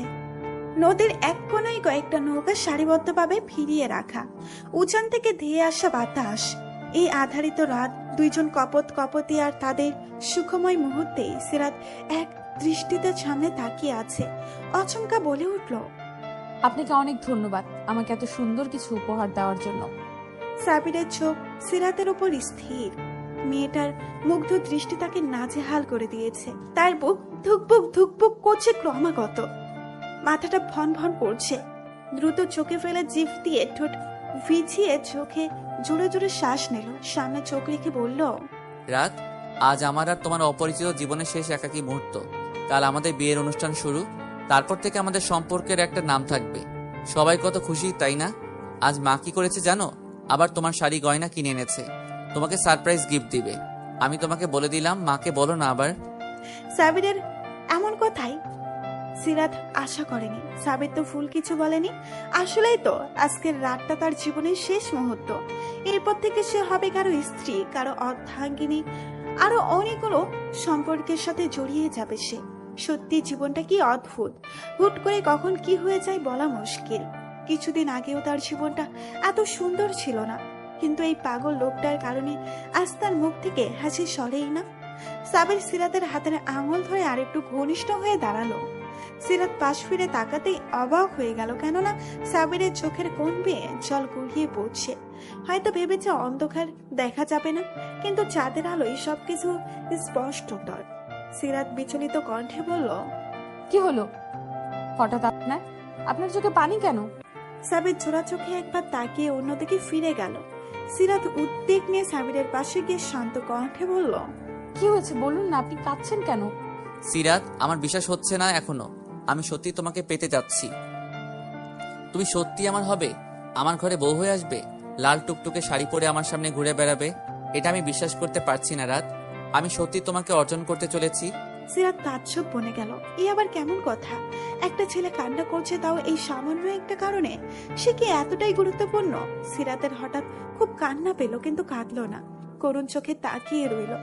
সাবির বলতে লাগলো, জানো, তোমাকে আমি প্রথম দেখেছিলাম একটা বিদ্যুৎ কেন্দ্রে। হয়তো তুমি তোমার কলেজ থেকে পিকনিকে এসেছিলে। সেদিন আমার ওখানে ডিউটি ছিল একজন মিনিস্টারকে নিরাপত্তার বিষয়ে। আমি সারাদিন তোমার উপর লক্ষ্য রাখছিলাম। কেন জানো? কারণ তোমার উপর সন্দেহ হচ্ছিল। চোরা চাহনিতে এদিক ওদিক তাকানো, চুপচাপ গম্ভীর নিজের মতো থাকতে গিয়ে দলছুট হয়ে গিয়েছিল। তারপর আবিষ্কার করলাম তুমি মেয়েটা আসলে এমনই, যেন তেন কারণে ভয় পাও, আবার কান্না করে দুনিয়া ভাসানোটাই তোমার স্বভাব। আমিও খুঁজতে পারিনি, কারণ এরপরেই বিদেশে একটা ট্রেনিং এ চলে যেতে হয়েছিল। শুধু তোমার কলেজ ইউনিফর্মে ব্যাজে থাকা কলেজের নামটা মনে ছিল। আমি পাগলের মতো তোমাকে খুঁজতে লাগলাম। বারবার মনে হচ্ছিল তোমার মতো কেউ নেই, তোমার মতো কেউ না, তোমাকে আমার চাই। তারপর একদিন তোমাকে খুঁজে পেলাম সেই রেস্টুরেন্টে। সেই থেকে তোমাকে আর ছাড়িনি। তুমি ভাবতেও পারবে না আমি কতটা খুশি হয়েছিলাম। সেই থেকে আজ পর্যন্ত সবকিছু একটা স্বপ্নের মতো। রাত, তুমি ভাবতেও পারবে না আমি কতটা চাই তোমাকে।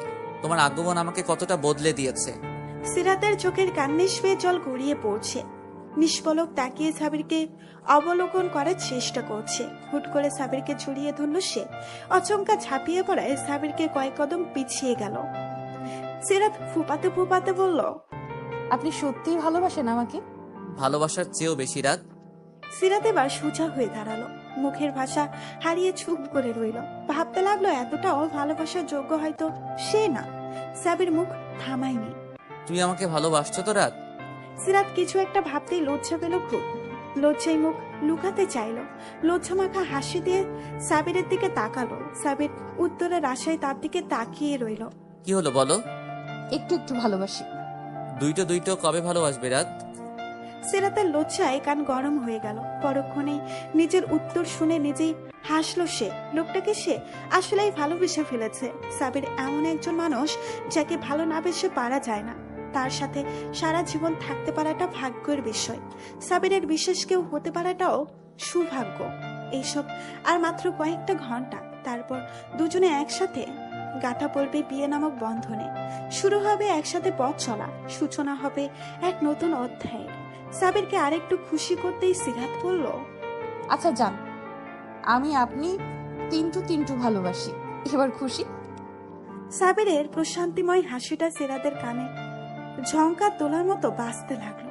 সামনের দিনগুলো ভীষণ সুখময় হতে চলেছে। এই যে বন্ধুরা, গল্প শেষ করে কমেন্ট না করে চলে যাচ্ছ, এইটা কিন্তু ঠিক না। তাড়াতাড়ি কমেন্ট করো। আর যারা এখনো আমাদের চ্যানেলটি সাবস্ক্রাইব করো নাই, জলদি করে সাবস্ক্রাইব করে আমাদের চ্যানেলের একজন মেম্বার হয়ে যাও।